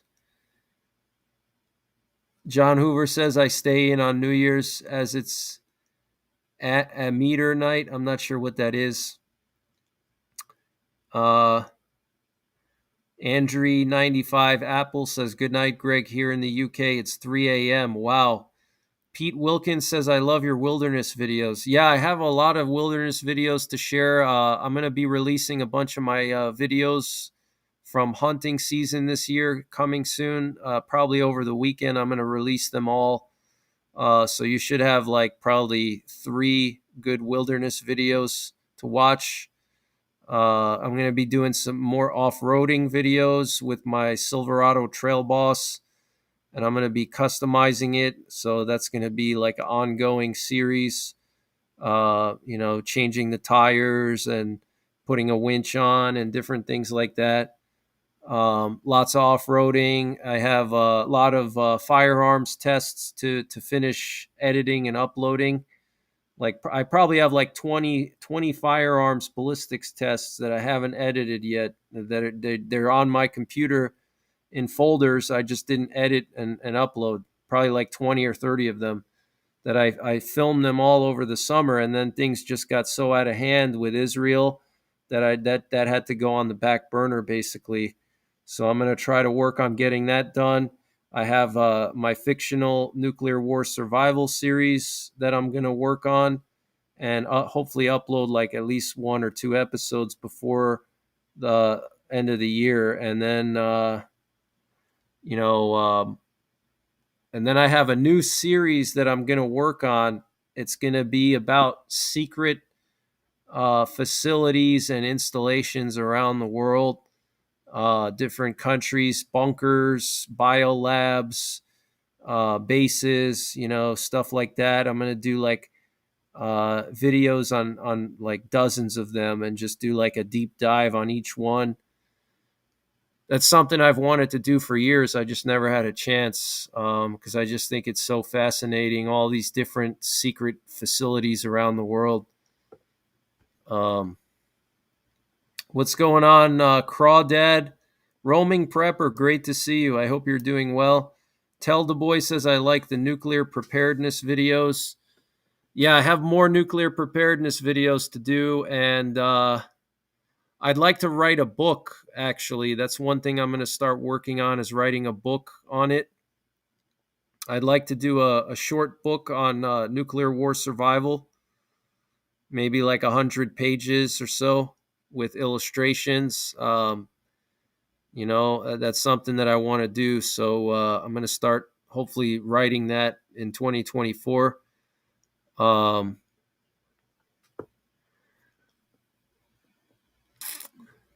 What's my favorite firearm?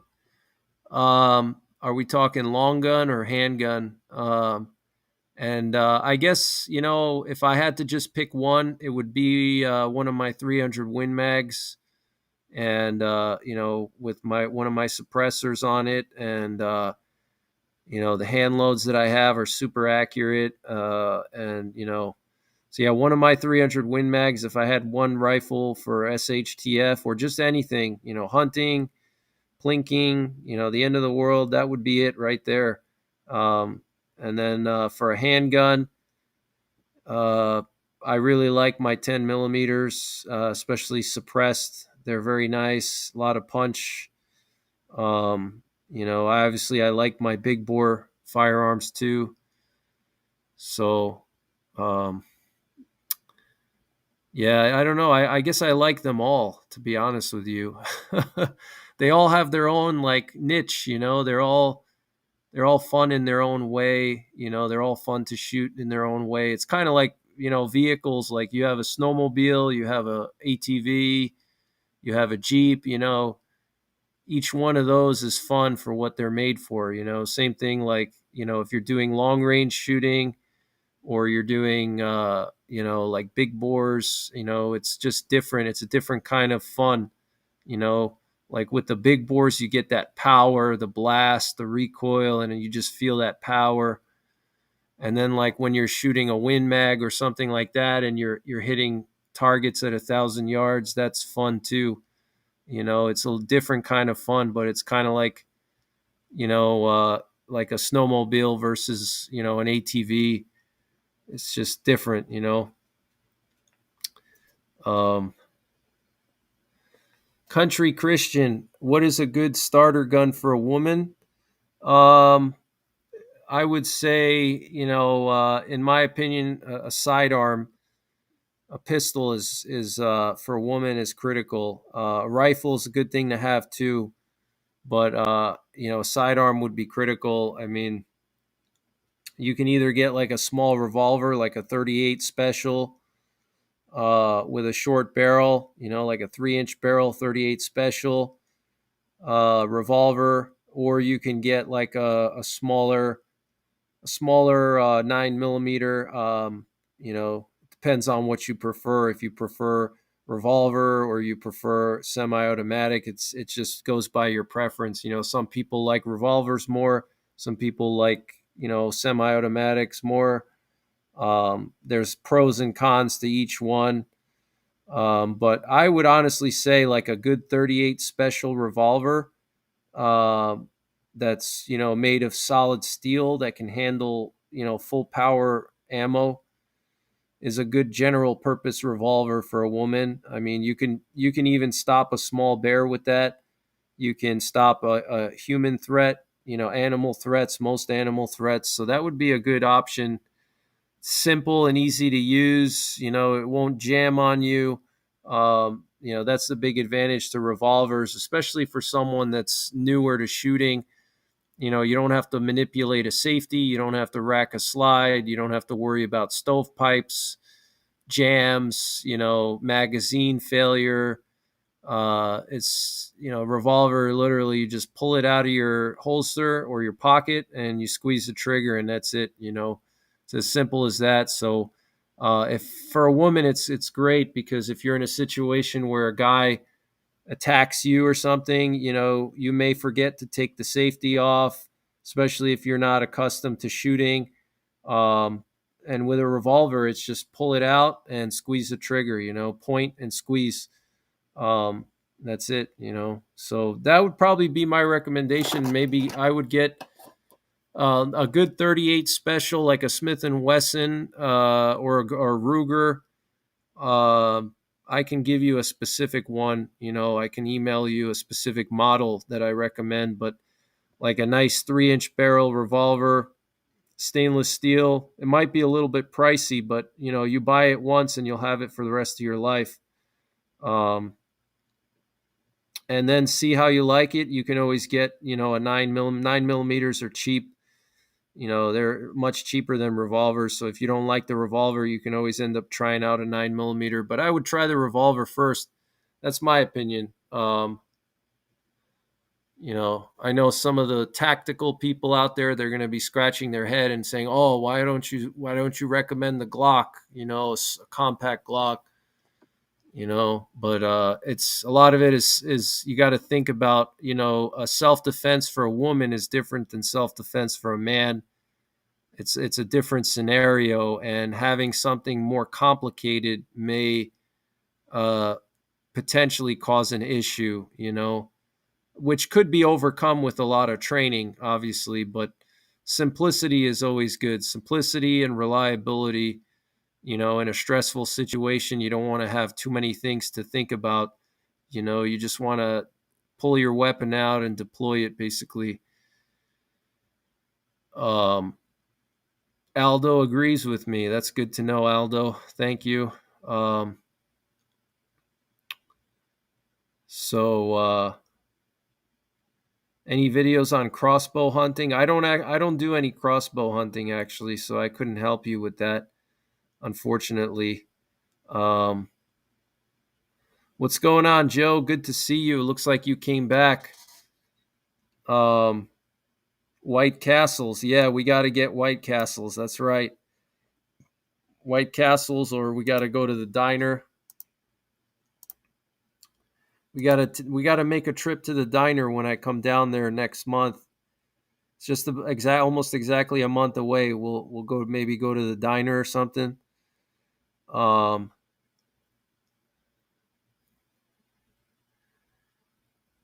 Michelle Evans said, if you could pack just one small survival backpack in a hurry, what would be the 10 must pack items you'd grab? That's actually a good video idea. I'm gonna write that down. Maybe I'll do a separate video on that. But basically, I would start with the 5 C's, which were created by Dave Canterbury. So you want like a stainless steel canteen. You can boil water in that.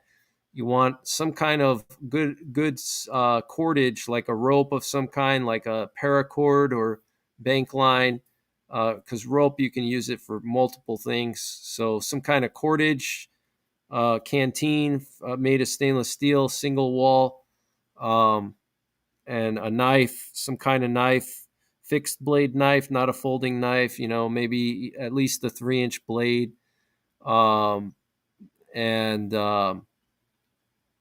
some kind of poncho. A poncho, you can wear it obviously, and then you can also use it as a tarp.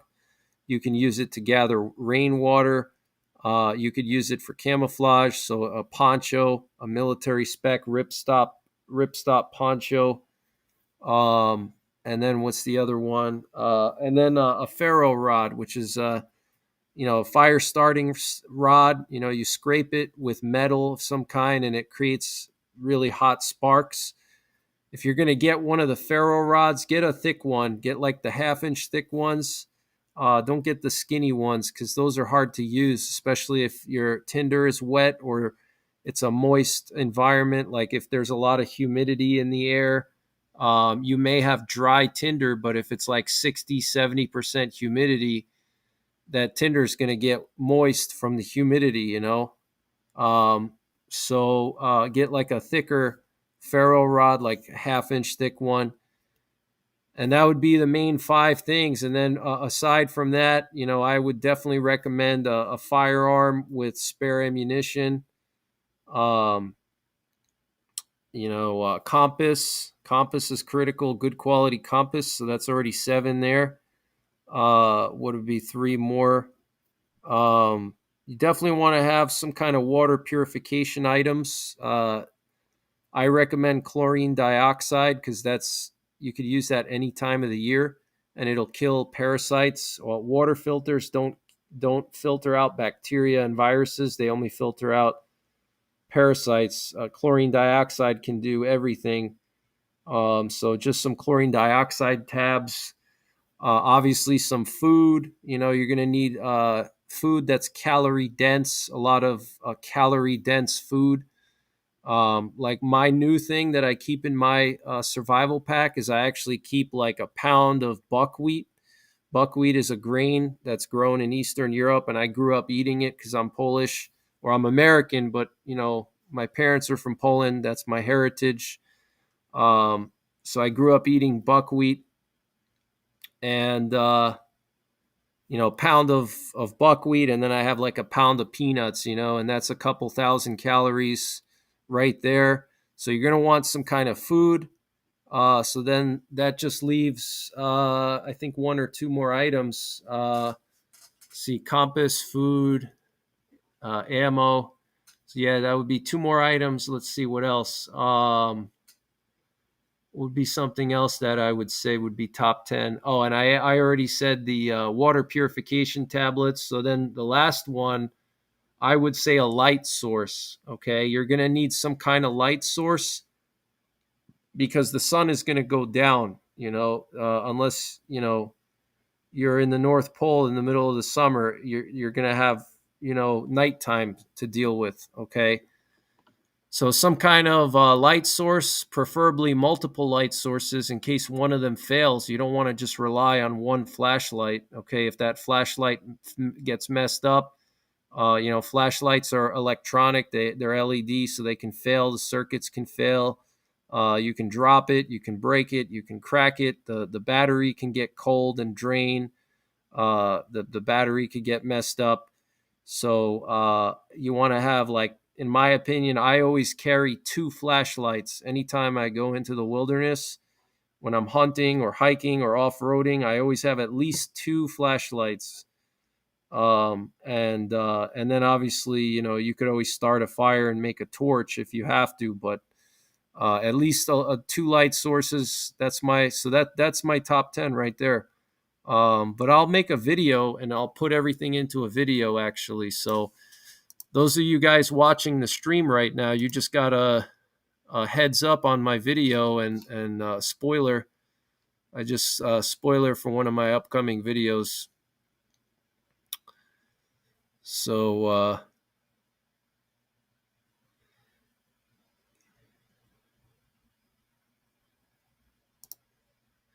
Minraja, thank you so much for the donation. Again, thank you so much. I emailed the translated transcript if you don't mind reading along an untranslated video. Okay. Okay, thank you. Yeah, I can't basically I can't share anything from YouTube. If it's like a YouTube video, I can't share it. It has to be from like the Kremlin or maybe RT or some kind of, press. If it's like a press service and it's not on YouTube, but it's like directly through a website, then I can do it. But if it's like a YouTube video, then unfortunately the scanner on YouTube is going to detect it and flag it, which is not good. And the thing is you can get shadow banned if you may not get a strike on your channel, but let's say you post something that they don't like, or you get a copyright claim, or you get a demonetized video, or let's say you get a several demonetized videos, they end up shadow banning you. Uh, so, but yeah, I'll see what I can find, and if you find anything, let me know. Uh, so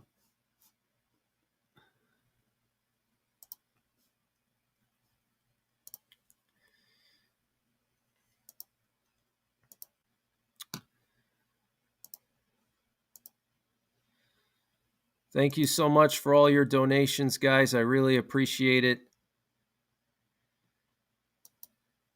Mike Subchinsky says, I got a flashlight where you shake it. You don't need batteries. Oh, that's a good one. Yeah.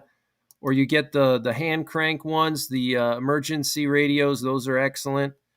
That's definitely a great thing. Lynn Dunn. How's it going, Lynn Dunn? New York Adventure says, YouTube is watching us like a hawk. I hate to have anything watch me like a hawk. This is exactly why I try to avoid eye contact. That's funny. Yeah, pretty much. You're right. Yeah, just a few months ago, not that long ago, I was on the verge. I was walking the tightrope. I felt like I was walking the tightrope between the Twin Towers. I had two strikes. But Tell the Boy says, don't get banned. We rely on you. Yeah, I'm very smart with how I post my videos now. I'm very aware of the guidelines. That's the mistake that a lot of creators make, especially when they're new, is they don't familiarize themselves with the guidelines. You have to read them and play by their rules. That's the way it is. It is what it is. You can't change the rules. You have to just play by the rules. That's it. Thank you, K. Paul, for sharing my bug out playlist. I appreciate that. Aldo says, I have a Surefire Vampire, has on, off, and IR modes. I love it. Yeah, the Surefires are good. For some reason, my Surefire X300, I was having issues with it the other day when I was at the range on my 10 millimeter. It was turning off. I have to call them up tomorrow and see what's going on.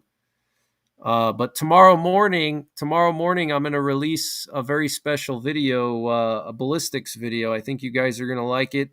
All you guys that enjoy the firearms stuff, I'm going to release a video tomorrow morning, a ballistics video. And I have a few interesting videos that I'm going to be releasing related to that in the coming days. Minraja says transcripts and vid are from the Kremlin site. Okay, that's perfect. That's perfect. Yeah, I'll try to see what I can pick out of that transcript, or I wish there was like one that had automatic translation. That would be the best. But I guess since it's in Russia, why would they do that, right? So, Mud and Munition says, I got a Streamlight TLR 7A. I am a big fan of it for the money.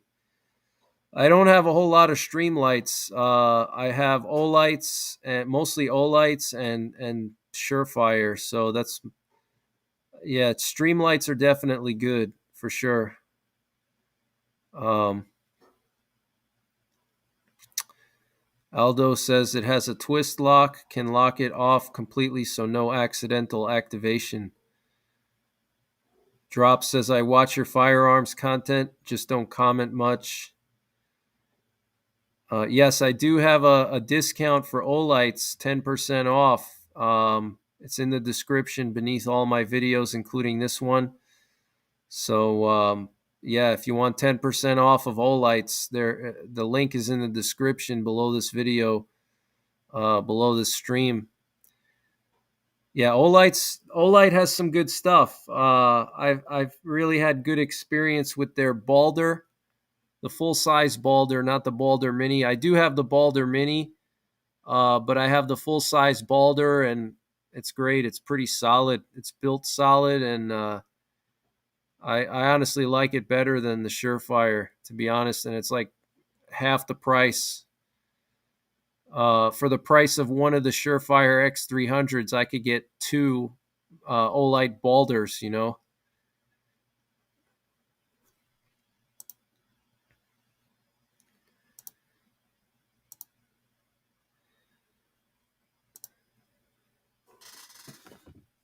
So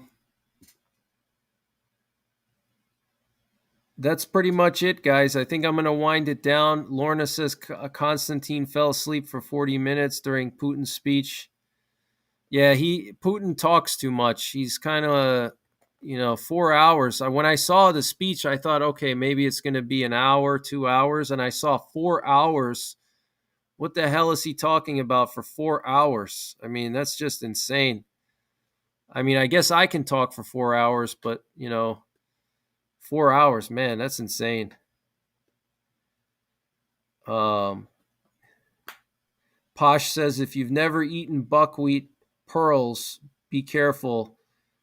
I had a bed of buckwheat seeds with a chicken breast on top. Never ate buckwheat before, almost died.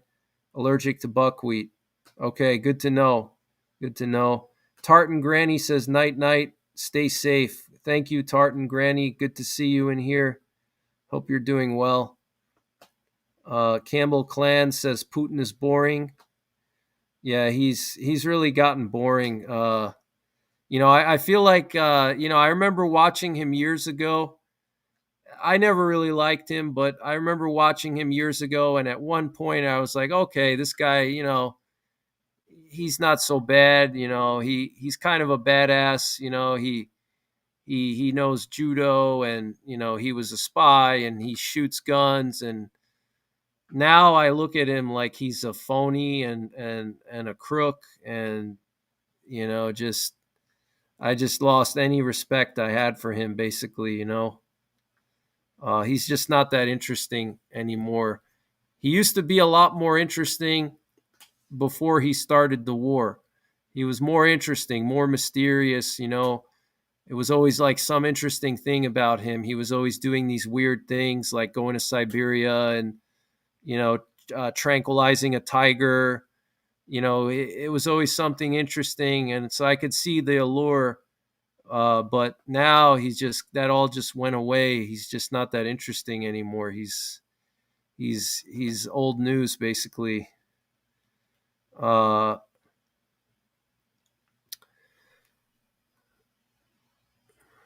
Snyderman says, "Go get him, Greg and Lorna."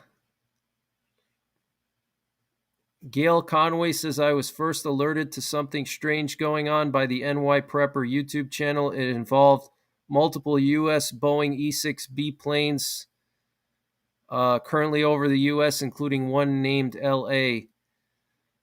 I'm glad that I'm glad that I alerted you, Gail. Thank you for sharing that. Have I ever watched Les Stroud or Ray Mears or Michael Hawke? I have watched Les Stroud. I have not watched Ray Mears or Michael Hawke. I have seen Les Stroud. Les Stroud is a cool dude. I liked his Bigfoot video. He did a Bigfoot episode. That was really cool. I would say Les Stroud. I enjoyed more of his Bigfoot stuff and his like investigations more so than his survival. His survival stuff was cool, but it was a little slow, too slow pace for me. He was too kind of on the boring side. He would kind of just sit there, make a camp, and build a fire. It's pretty cool. He had some nice scenery and nice backdrop, but it was kind of a little boring, I guess. Um, so I kind of never really got too much into him. I will say I was a big fan of Dual Survival, and Bear Grylls. I know a lot of guys don't like Bear Grylls, but he was the original. He was the first survival show guy. He was the first. He pioneered all the survival shows. I remember when I was younger in college, I would watch Man vs. Wild. I still have like all the seasons on DVD. I have all his episodes. They're just, and I know some of it was maybe staged, but a lot of it wasn't. And the athleticism that he has is impressive. Dual Survival was really good. I actually interviewed Joe Tedeye on this channel. I have an interview that I did with him like 2 years ago. I was supposed to ask him to come back on, and we never set that up. I have to reach out to him and see if he wants to come back on. But we did an interview. It's up on my channel if you want to see that. So that's pretty much it, guys. I think I'm going to wind down the stream. Aldo says you talked to Dave Canterbury. Ray Mears has a lot of good knowledge on foraging. Oh, Rudy Reyes. Yeah, Rudy Reyes. I know who he is. Yeah. I know who that guy is. Yep. Campbell Clam says I loved his Bigfoot videos. Amy Mrachkowski, how's it going? Thanks for the live stream, Greg. No problem, Amy. No problem. Oh yeah, there was a news article that I was mentioned in. It was some local radio station in Illinois somewhere. I don't know if I actually. I'll show you guys tomorrow. There was a radio station in Illinois that saw my videos on the Doomsday Plains, and they did like 3 or 4 video articles on my videos, which was pretty cool. Some classic rock station in Illinois, like Western Illinois somewhere. Gail says that was a news article that you were mentioned in. What is your email? Oh, cool. It's NYPrepper85@gmail.com. NYPrepper85@gmail.com. And my email's also in the about section on my YouTube channel. It's in the about section if you don't remember it. New York Adventurer says, have a good night. I can't wait to get finished with uploading my Washington, D.C. content. I can't believe I got to see the White House. Yeah, Washington, D.C., downtown, it's actually really nice. The mall, it's a really nice area there. I love it, actually. All the monuments, Lincoln Memorial, everything, World War II Memorial. It's really cool. It's a nice area. Lynn Dunn says, I can't wait for the new Dark Winter. Chester the Professor says, thank you, Greg. Much love and respect from Canada. Thank you for sharing the news our government refuses to share. No problem. So have a good night, guys. I'm going to wind it down. I'll be back tomorrow. Lorna, thank you for showing up. Ross, all the moderators, thank you guys for all your help. Thanks for everybody who donated tonight. Thanks to all my Patreon members. And I'll see you guys tomorrow, I guess.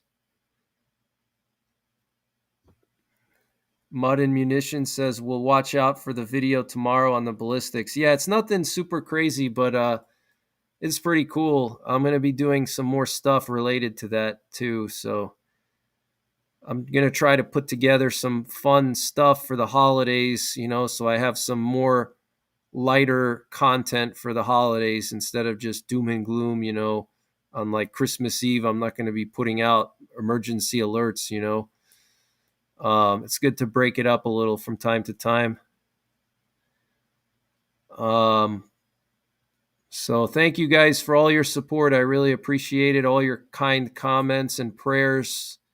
I see everybody's praying for me, and I really appreciate that. And I pray for a lot of you guys too, or all of you guys, actually. I pray for everyone. So, you guys are all in my prayers, and, be safe if you're traveling this holiday season.